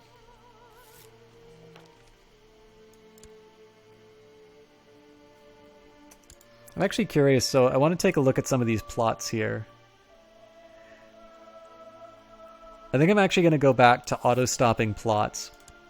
And the main reason for that is I want to really focus on my wars, and if I take a look at every plot that's going on right now, now that I don't have my regency anymore, I don't have as much to worry about from factions. And all of the subjects that are the victims of these plots are all people who have a positive opinion of me. So I'll just save myself a little bit of trouble and automate that. Again, I normally like to have a case-by-case decision on the plots, and that's simply because I can get rid of rivals that way. But in my current format, I generally don't have that many rivals that I want to be gotten rid of due to plots. Yeah, not a problem, Kate. I'm probably going to be taking a break in about 10 minutes. I normally like to do a break every hour, but I wanted to get warmed up and ready to go on these wars, so. But with that in mind, I don't want to be negligent on my breaks because I definitely notice my energy starts falling if I don't take care of that. It's a little dangerous to lay siege to this province here just because I don't necessarily know what is going to be coming after me. Again, they do have access to 20-something... Oh, it's 12,000 troops. Okay, I'm not worried then. I'm just going to go barrel everything over. And I don't believe they've called in any other Muslims. Probably once they start losing, they'll do that, but at that point it may be too late. I'm just going to get the free benefit from laying siege to their territories. The more ticking war score I can get from that, the happier I am. And at this point, because I'm feeling pretty secure in terms of the size of my forces, I'm going to move up to a 5-speed. Normally when I do war, I go to about 3 arrows for speed. Alright, so Hispania has been called in, but they only have 205 troops.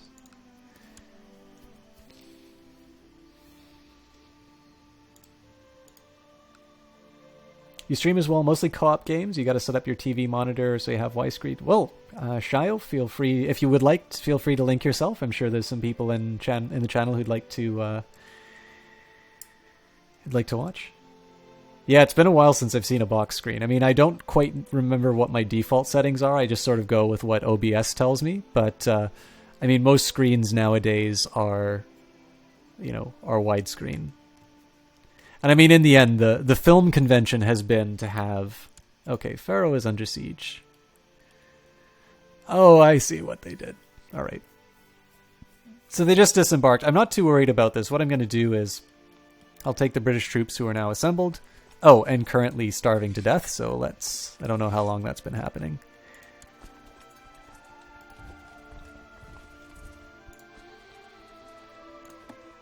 Just going to raise my fleet levies. And basically what I'm going to do is I'm going to have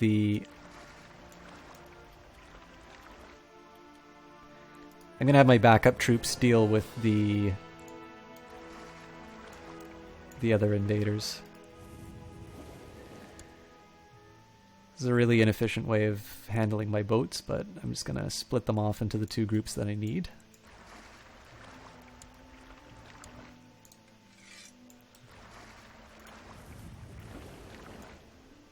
And then now I can just get rid of... Now I can just get rid of the remaining boats. Technically, there's a couple of seconds where I'm spending money I shouldn't with all those boats that are lifted up, but it just makes it easier for me to highlight them and remove them.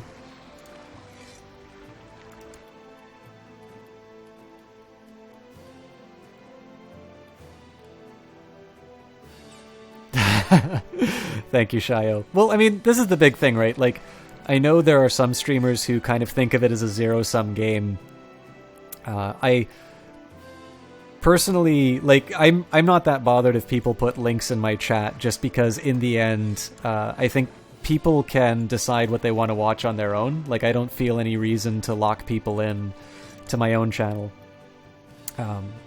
But I mean, for my own part, I'm always looking to be entertained, and you know, one of the ways, I mean, first of all, I've gotten a lot of followers myself from other people's channels, so it would be extremely disingenuous of me to then just turn around and say, no, people can only watch me.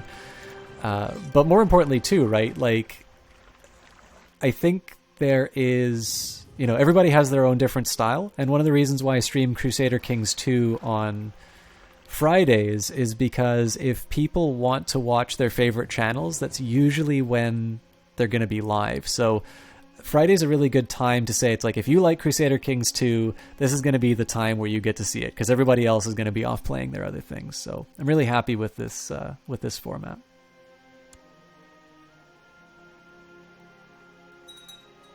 Yeah, exactly, Shayo. Like, as far as I'm concerned, it's a little bit more about what the rules of the stream that you're in are. Like, if I was just coming into somebody's stream specifically so I could say, hey, what are you watching this dickhead for? You know, I've got a better stream, come over here, then there's no point for me to be in that room. But you've clearly been in this stream before. You've been somebody who's brought a lot of feedback. As far as I'm concerned, when somebody has, you know, contributed to chat, they've brought something for the other people to enjoy. And so, you know, I mean, at least in my view, the people participating in chat bring something to the experience as much as the streamer does. So in that sense, I'm always very happy to reciprocate in the form of a shout out.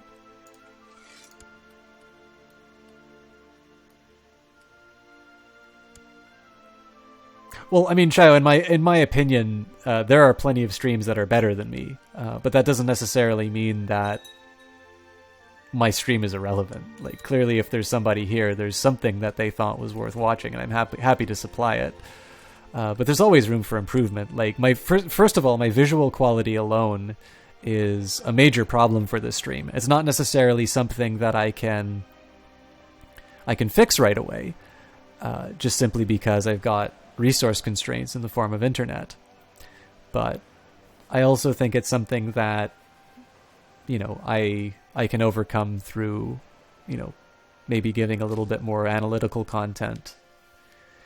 You know, I obviously don't play Borderlands because Borderlands would not look very good on my, you know, on my stream. It doesn't mean I don't like playing Borderlands. I really like playing Borderlands. It's just, it's not something that I would stream myself because I don't think it would be a good experience for people.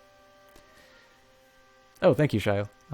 Yeah, I mean, in the end, I've only got so much upload because I'm in Canada, and Canada doesn't have a very good set of packages to do uploads. Basically, if you want to stream effectively, you have to have the most expensive internet package, and I believe they've structured it that way very specifically to extract as much money as they can from people.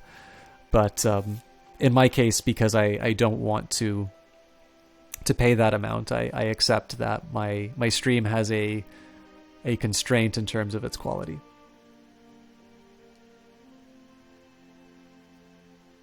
Oh no, my video card is fine. It's more so the how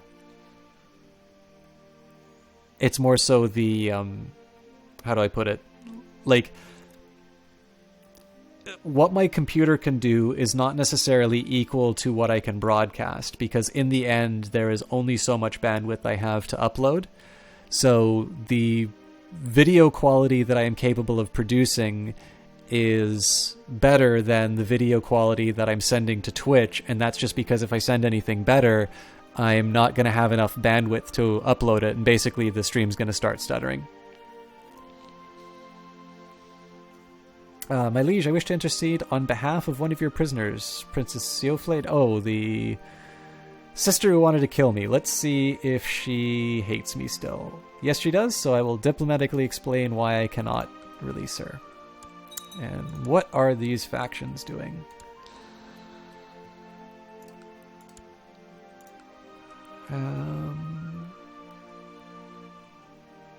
So it's Lower Crown Authority again. I've already got a Spymaster on this, so this is a little dangerous to have them here, simply because if they do declare war, all of my troops are currently occupied in Africa. But they are going to need to get another 29%. So I'm not too worried about it, but I need to keep an eye on these things. Got mommy's help for that? Nice. I mean, if I wind up in residence at university, I really need to finish that application. That'll be great, because then I have access to university level internet, which I know is very good. But... and I mean, eventually, I'm not going to be a student forever. It sometimes feels like that, but once I get past, once I get past the stage where I'm spending more than I'm earning, with a stable job, I'm going to have, the opportunity to do things like buy a higher level internet connection, possibly get a PC that's dedicated to gaming and streaming rather than use what is effectively my school computer for these kinds of things. But that doesn't mean that I can't stream with what I have right now. I think it would be good that I get my experience done now, so that when I am in a position where I can afford to put on a better quality stream, I already have this experience that I can draw from and hopefully give people what they're looking for. Akadak, how are you doing, my friend? Akadak is another streamer, so got a lot of streamers coming in here. We've got Shio, we've got Kite260, we've got Krunkalunka, who's sitting in the background. Akadak, if you'd like to leave a link for yourself as well. We've been doing our best to shout out as many people as we can. I have actually had the wonderful opportunity of meeting Akadak in person. It was a delightful meeting, and hopefully we get a chance to do that again. He's also somebody who I deeply envy due to his ability to go to this year's international. So, you were in school for over 18 years. Good Lord.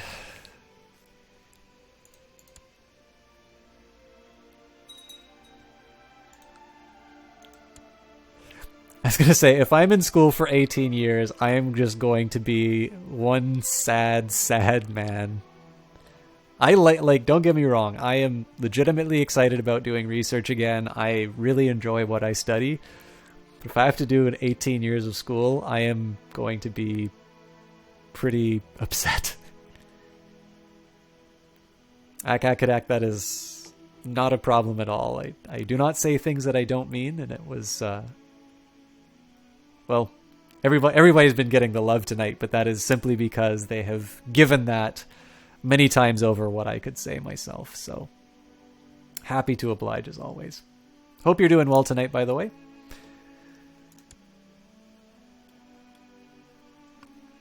I have a little bit of a decision to make here as well. I think what I'm going to do is when this siege finishes here, I'm going to go up north to take care of this 3,500 troop stack. I don't want to distract too much from taking territory, because this is what's going to put an end to the war faster. But I also can't afford to let them just take over territory either.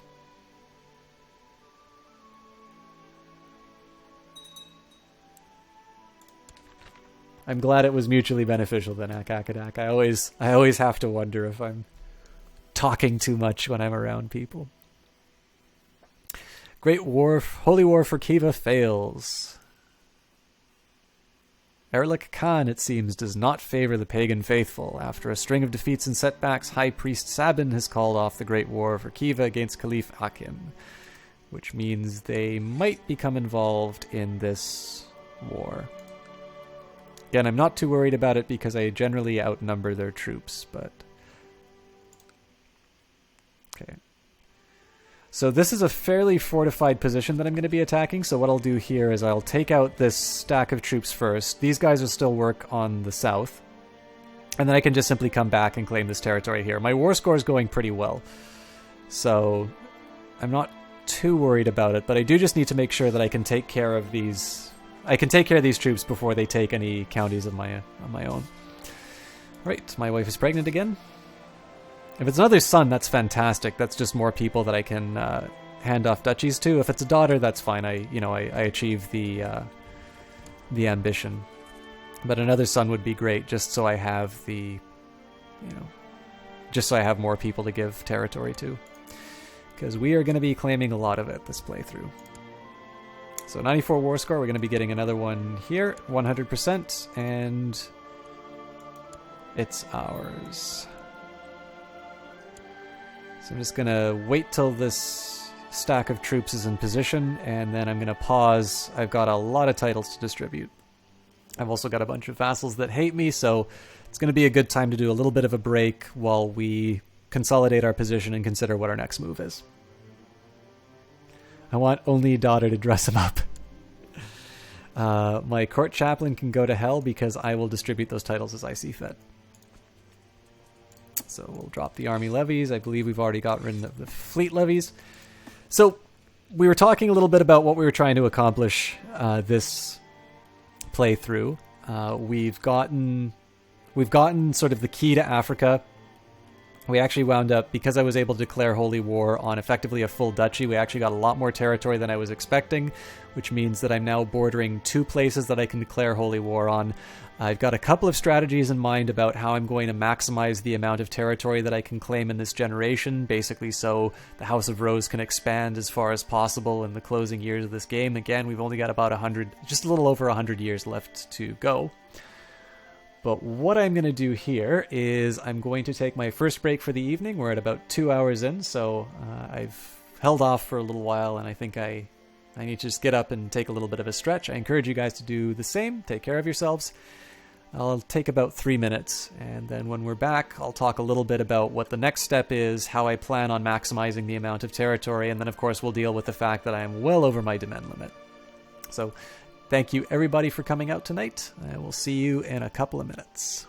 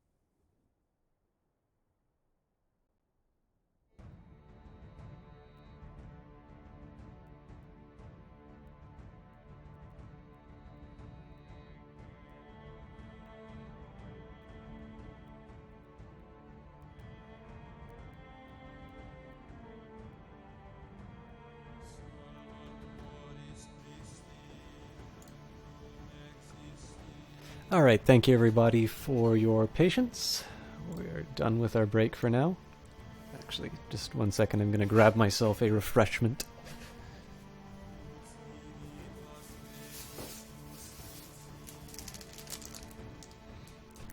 Definitely the kind of day that I need a little bit more hydration.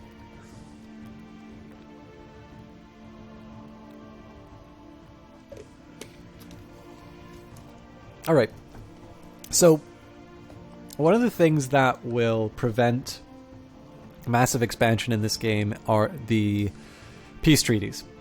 So if I take a look at my current rival, that's actually very strange that I'm able to declare war on him right away. Did I misdiagnose it? Maybe he died.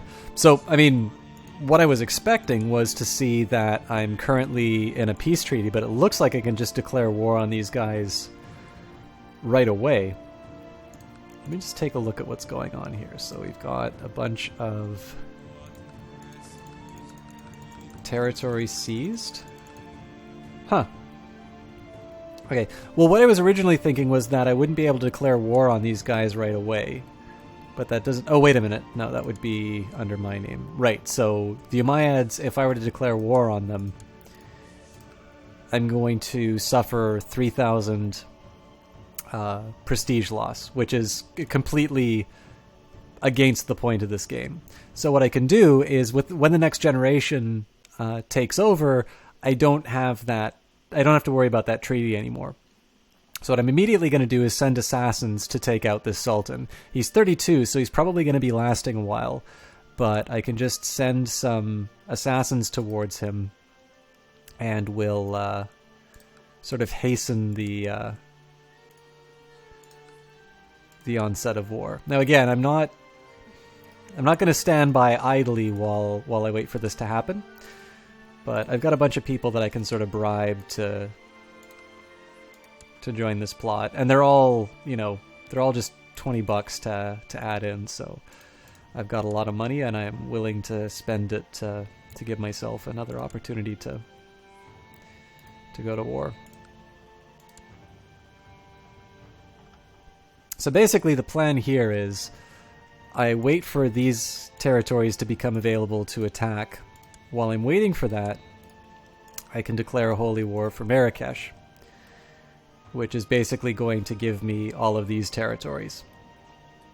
That's going to put me next door to this territory. Similar idea. Well, I can't declare war because I'm not close enough. But basically, once I have these territories, basically each step that I take is going to give me another opportunity to declare war. This is the only buffer, and I get rid of that buffer by assassinating this guy. And my plot's actually going to have quite a bit of power from all that bribery that I did. Hungry all day, you need to go out and eat tomorrow, you're tired. Boring home food.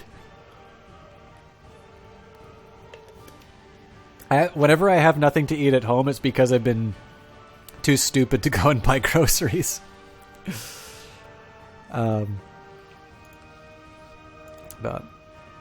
alright, so we'll start by usurping the Emirate of Tangier.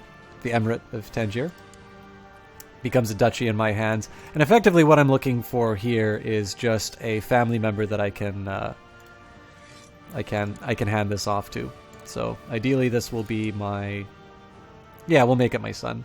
I'll just make sure that Actually, you know what? I'm going to conquer more territory, so I'll wait till my son is of age and been married off. So here we'll just look for other family members who don't have... No, they've all got titles.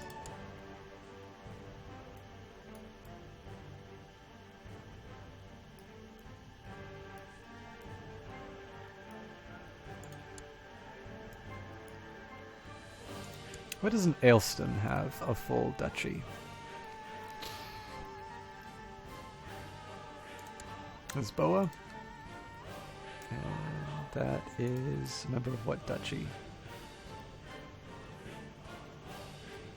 Okay, so I haven't usurped it yet, that's why. So I can't give anything to him.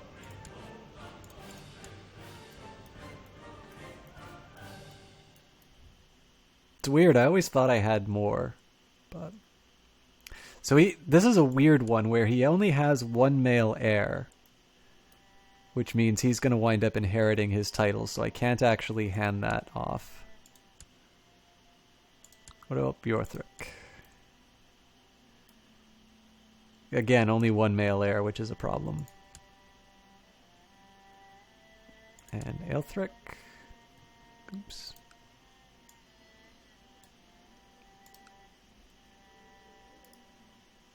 Is he next in line? No. Okay.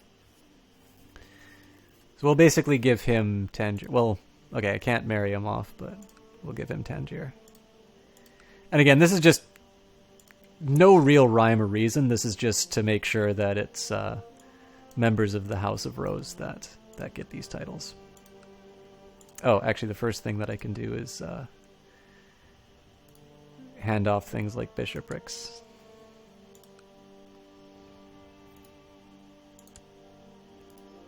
So I'll at least get the credit for creating these new vassals.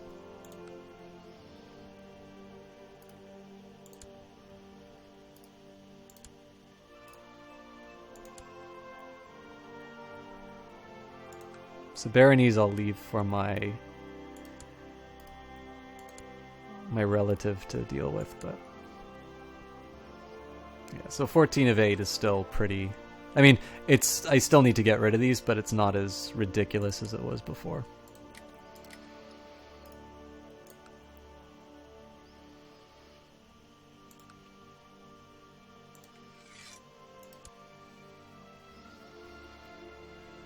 Home food is the worst. Looks at the peanut butter sandwich inside. Got any cheese or wedgie?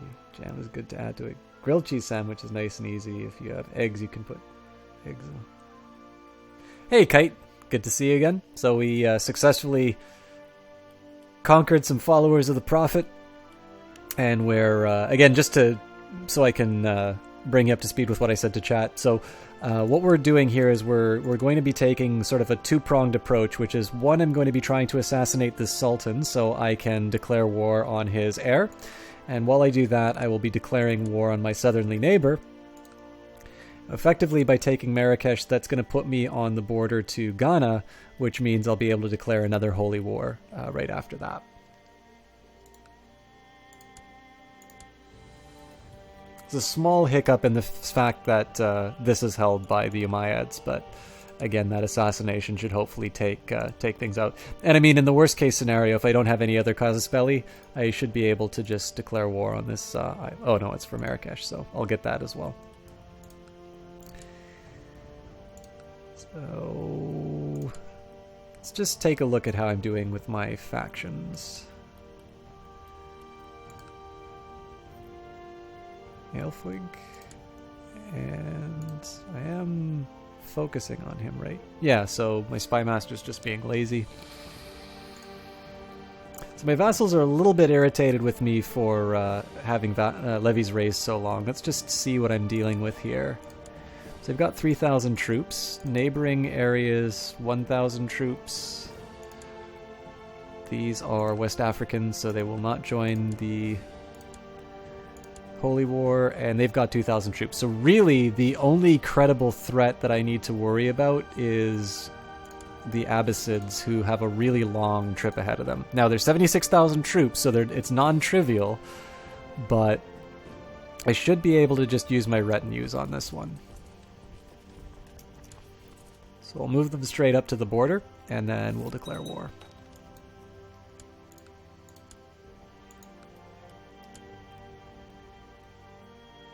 Another advantage of just using my retinue on this one is that I have my troops available to deal with any rebellions if they occur.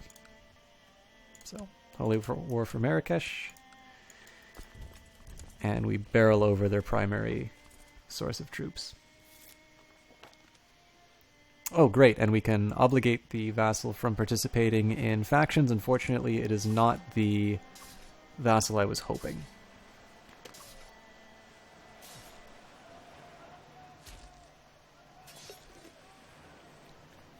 Just made the King of Lithuania after literally 23 wars. Those guys have allies that run deep, yeah. Tangled webs in this game, that's for sure.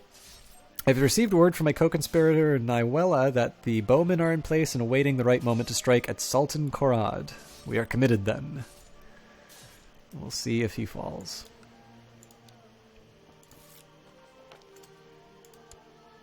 Oh, and it looks like... Okay, so it looks like I actually managed to take out that faction. That's fantastic. Looks like the Umayyads were brought into this war. This is actually good news for me, because if I can... What it will do is it's going to give me access to... What's going to happen is it's actually going to allow me to attack them. It's going to increase my war score from beating them on the field. And then it's just going to weaken them for the time that I can declare war on them again. So this is one of the cases where I actually do want people to be joining in on the Holy War. So unfortunately, the Sultan escaped the arrow barrage unharmed, but the hired bowman made a quiet escape, and the conspiracy remains uncovered. So we have to try again. I will move after this stack. Again, I just want to see how many troops the Umayyads have. So they're all in on this. Let's just head straight towards them. And do they have any other allies? Yes. Bektashi Order. But they only have 3,000 troops and they're a million miles away. So, again, as long as the Abbasids are not involved, we will be able to take this just with my retinue.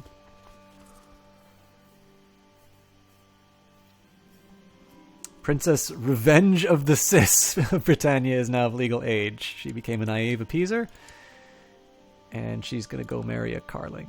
What am I doing? Dynasty.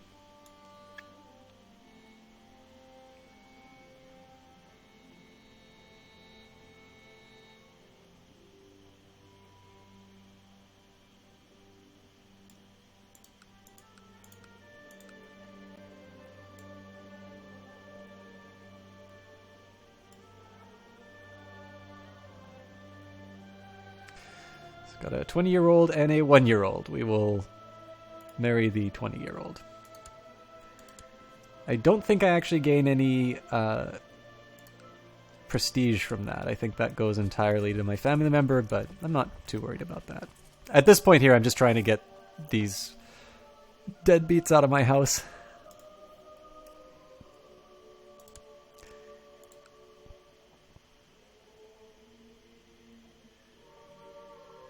That's unfortunate that they escaped like that, but I think they're worth chasing down. I mean, we're already at 25 war score through these individual skirmishes, and again, it's nice to have weakened Umayyads for my next war.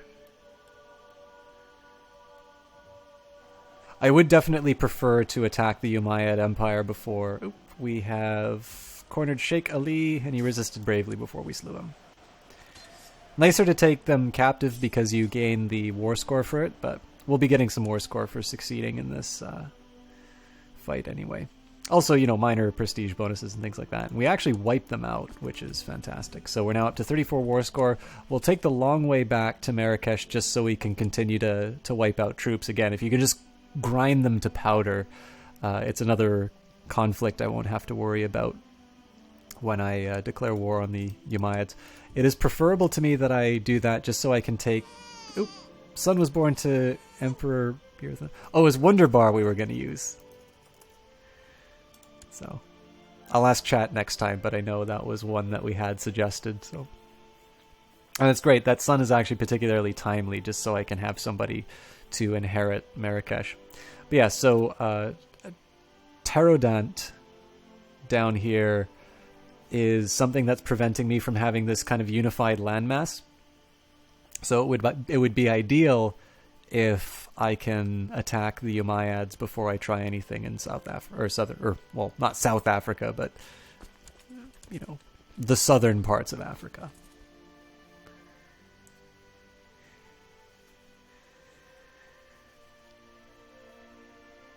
You want some sugar-free chocolate now? This is turning into the Hunger Games.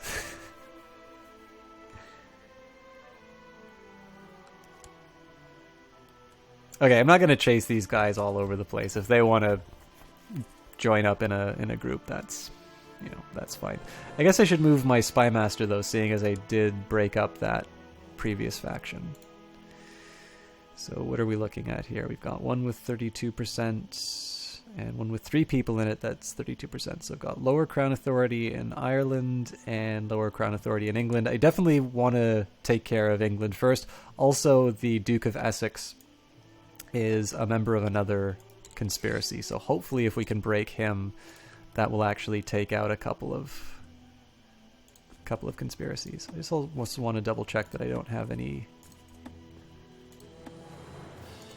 Yeah, I don't have any troops raised other than my retinue. So one of the nice things about having an empire is that my retinue is strong enough to actually take on these smaller groups.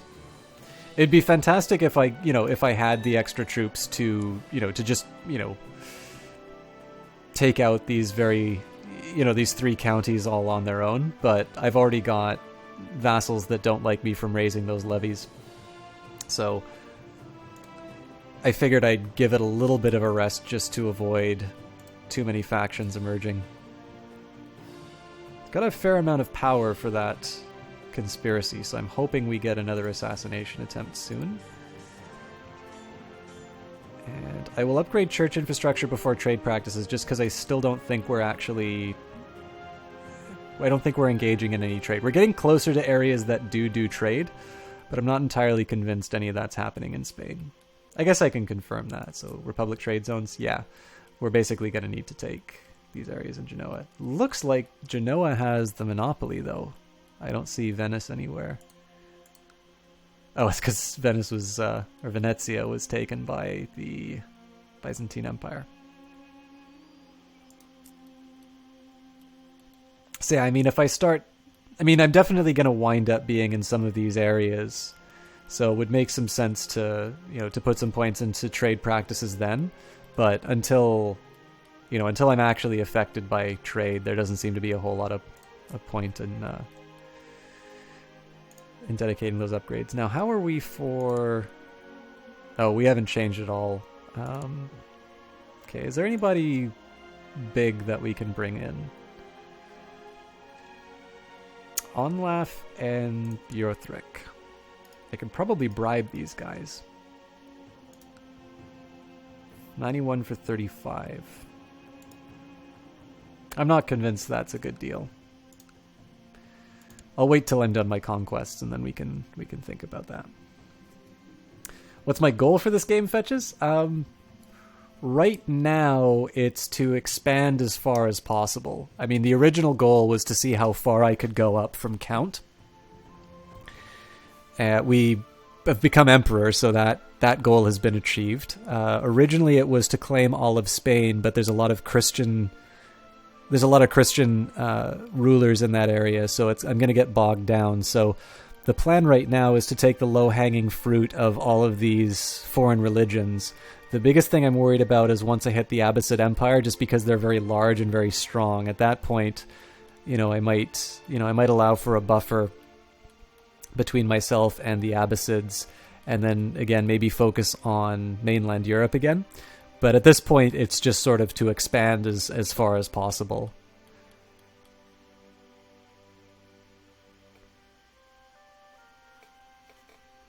Yeah, I mean, long term is effectively to have as much territory under my control as possible here. We're less than a little over 100 years away from the end of the game. So at this point, it's just kind of seeing how much prestige and land we can get. I might consider buying the Europa Universalis converter just to see what we can do with this game after the Crusader Kings 2 portion finishes. But this is like one of my first... It's definitely my longest Iron Man playthrough. I think it's like my third Iron Man game ever. So this is very much just sort of learning how the game works and putting on a show while people watch me make mistakes.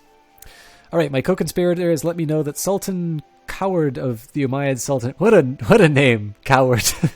I probably pronounced that incorrect. It's probably like Quoward? I don't know. I'm just going to call him Sultan Coward. Will die by poisoned wine at an upcoming banquet. Classic.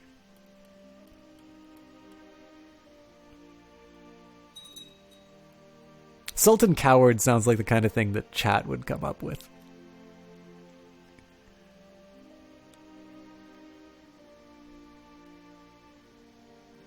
I never make mistakes, just my stunt double. Success. It seems that the wine did not agree with Sultan Coward of the Umayyad Sultanate. He died not knowing the name of his killer. I think I will celebrate with beer. So this is great. This unlocks another attack on the Umayyad Empire, so I won't actually declare war, but to give you an example here, I'm not going to lose my prestige as a result.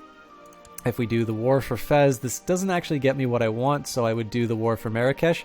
The drawback, of course, is that I only gain 2 counties, whereas Fez would give me a little bit more. But the key here is that by declaring war for Marrakesh, I'm able to have a little bit more unification in my territory. I really don't want to have to jump between this gap on my way to the southern parts of Africa. So, and again, it's a nice little tidy duchy that I can hand off to somebody, and as we saw, it wasn't necessarily that hard to assassinate. In fact, we're not even close to putting this particular war to bed. So in this case, we were actually able to take out a sultan before we needed to.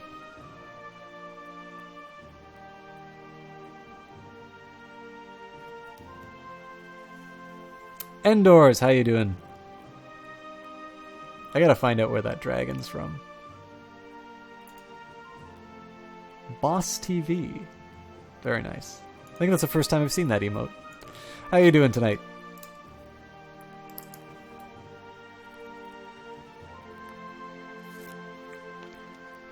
My liege, I write to you with bad news from Westmoreland. My efforts to squeeze some extra taxes out of the population have met with resistance, and the peasants are arming themselves. I fear we might have a revolt on our hands soon. Those troublesome peasants. Increased chance of revolt risk. Not too worried about that because I left all my troops back in England. And then negative opinions all around. Okay, so it looks like the Umayyads have joined the fight again. I thought they already did. Oh, right, it's because there was somebody who died already. So we've got an ally with 4,000 troops and an ally with 1,000 troops. Their armies should still be decimated. 2,000 troops. So, I mean, if they combine completely, I might be in a little bit of trouble. But I'm basically going to be taking out any armies that they muster in their own territory. So I'll just stay the course. If there's something big and nasty that comes after me, I guess I'll just deal with that when it happens. I'm doing all right, Endors. I didn't quite get as much done today as I want. I think probably what I'll do tonight when I'm done streaming is sort of do a lot of the mundane stuff, like, clean the apartment, maybe get a little laundry done, and then for the weekend, I'd like to do a little bit of Dota content over the weekend. So figure I'll maybe just try and get like the boring stuff out of the way tonight and dedicate sort of tomorrow to a bunch of streaming. Or maybe not tomorrow to a bunch of streaming, but some point over the weekend to a bunch of streaming. I might actually prepare for the Dota stuff on Saturday and then do the stream on Sunday. I'll be sure to tweet out my decisions on this stuff, though. Doing well in life and in game. Oh, Shayo, actually, so the graphics card isn't an issue. I'm actually playing on a laptop. So I think my graphics card is okay for the laptop. It's my internet connection that's an issue. I do not think... I've been grateful for the donations that I've been given, but there is no need for that kind of stuff. I'm very happy to put on the show that I currently can, and then when I upgrade my internet connection, either by moving to residence in school or by securing a job, that'll happen on its own time. There's no need for that. You can Dota 2 with me? Yeah. Well, I mean, the bandwidth constraint is that I can't, the only kinds of Dota stuff that I can do is replays or bot games, because if I play online, I have the choice of, uploading stuff or playing Dota. So what I've been doing is I've been preparing some stuff for the International 5. But I'm trying to do it in a little bit better format. But I also see if I can maybe, steal a room at the school and maybe use the internet that way. But I don't know. We'll figure this stuff out. What am I studying? I've actually effectively completed my honors in economics bachelor's. And then in September, I will be going to the same school for a master's in economics. Whether I pursue it any further is another matter. But I had a very encouraging chat with my thesis advisor where, you know, I'm certainly very interested in doing research. And I think the question is whether or not my particular skill set and my interests are such that I would be better off in the private sector, at which point I should probably stop at the master's degree. Or, for lack of a better word, is good. Okay, so that's the donation sound, but it didn't... Here wanted to donate to help with stream stuff.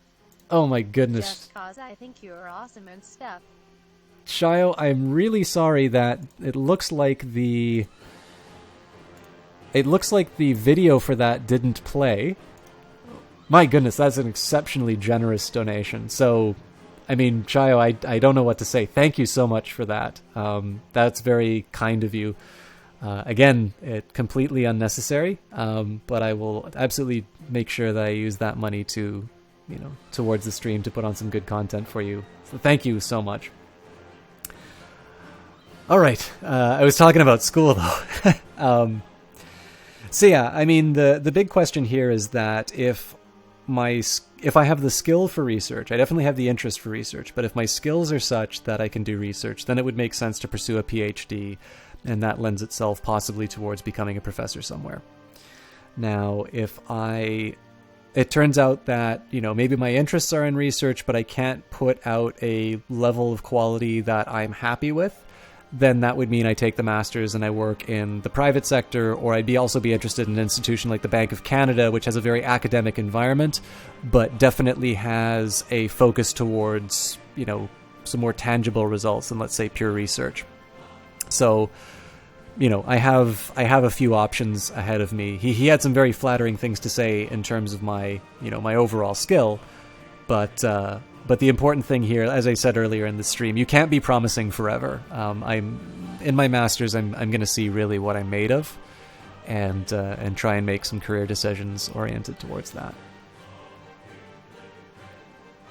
Oh, the image was up for like 2 seconds. Okay, great.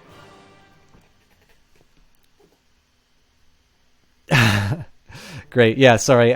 The way I've got my streaming set up is I'm generally focusing on the game with an occasional, you know, glance over at chat, and unfortunately the portion of the screen that I'm looking at that shows the donation image is not in a convenient place in between those two, so I don't know whether or not the image displays or not, but I'm glad that you got the proper credit. I really appreciate that though, Shio. And thank you, Fetches. Yeah, I mean, it's a really exciting journey to go on. I mean, economics is certainly a very challenging and a very interesting topic. But, you know, it's one that, you know, you definitely need to do the work to excel at. All right, fresh fish caught from the river, fruits and vegetables a day or two old. The clergy in Chester is not happy about the merchants setting up stalls in the church squares and demands that it be forbidden. I can agree for 5 piety and lose tax, or they do no harm, let them stay. Well, you know what? Screw the bishop's opinion. The taxpayers have been given the crown more money, so...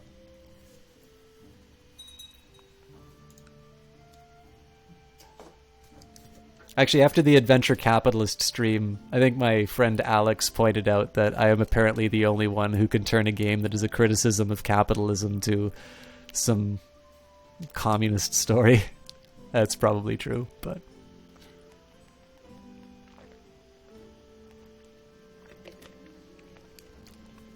Yeah, Fetches, one thing I'll say, like, I was lucky that I was interested in the stuff that I learned in first year econ and the advanced econ, but I actually kind of pity. So at my school, we've got a really good economics department, at least by the Ideas REPEC rankings, we're the top in Canada, although, you know, certainly every school is going to want to make that claim.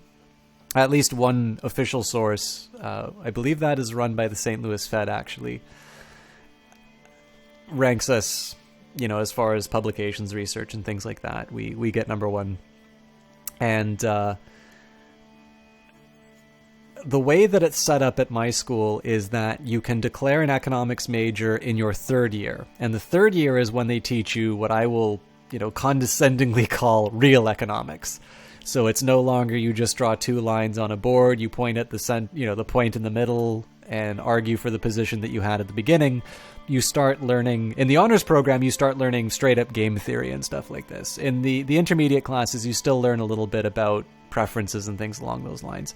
And one thing I think is unfortunate about that way of teaching economics is that for the people who are interested in the first year stuff, the third year stuff may not necessarily correspond to what they learned and what they got interested in. Whereas there may be things that people would find very interesting in the third year material that isn't covered in the first year, and so you potentially lose people who would otherwise have made very good economists. So to give you an idea of how deep the rabbit hole goes, my thesis was actually on the impact on support for militant groups in Pakistan in response to drone strikes. So this is not normally what you will learn in a 101 econ class, but it's a bit of an example of the fact that economics has developed a very strong set of tools to address questions of cause and effect.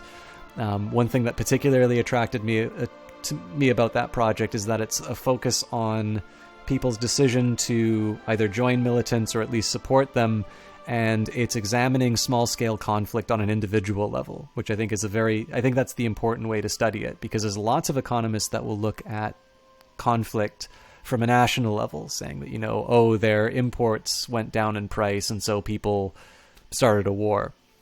But in the end, games like this War of Mine mean a lot to us because it's focusing on the individual. It's focusing on, I think, the most interesting aspect of war, which is, people like you and me and what happens in situations like that.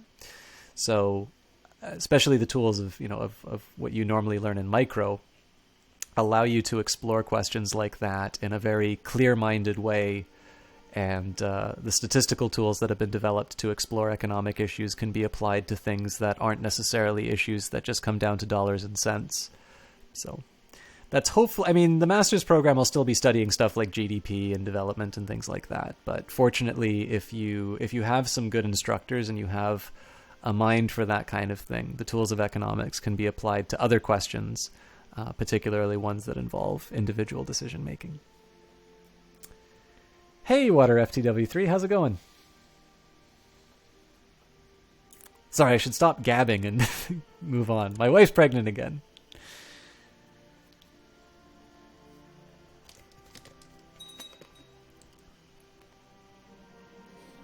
It's always weird seeing my real name in chat.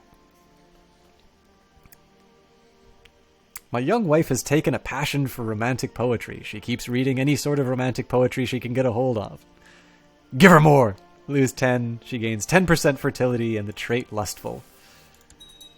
How old is my wife? Yeah, my 20-year-old wife definitely needs to become lustful. Oop, we've got a vacancy on my council.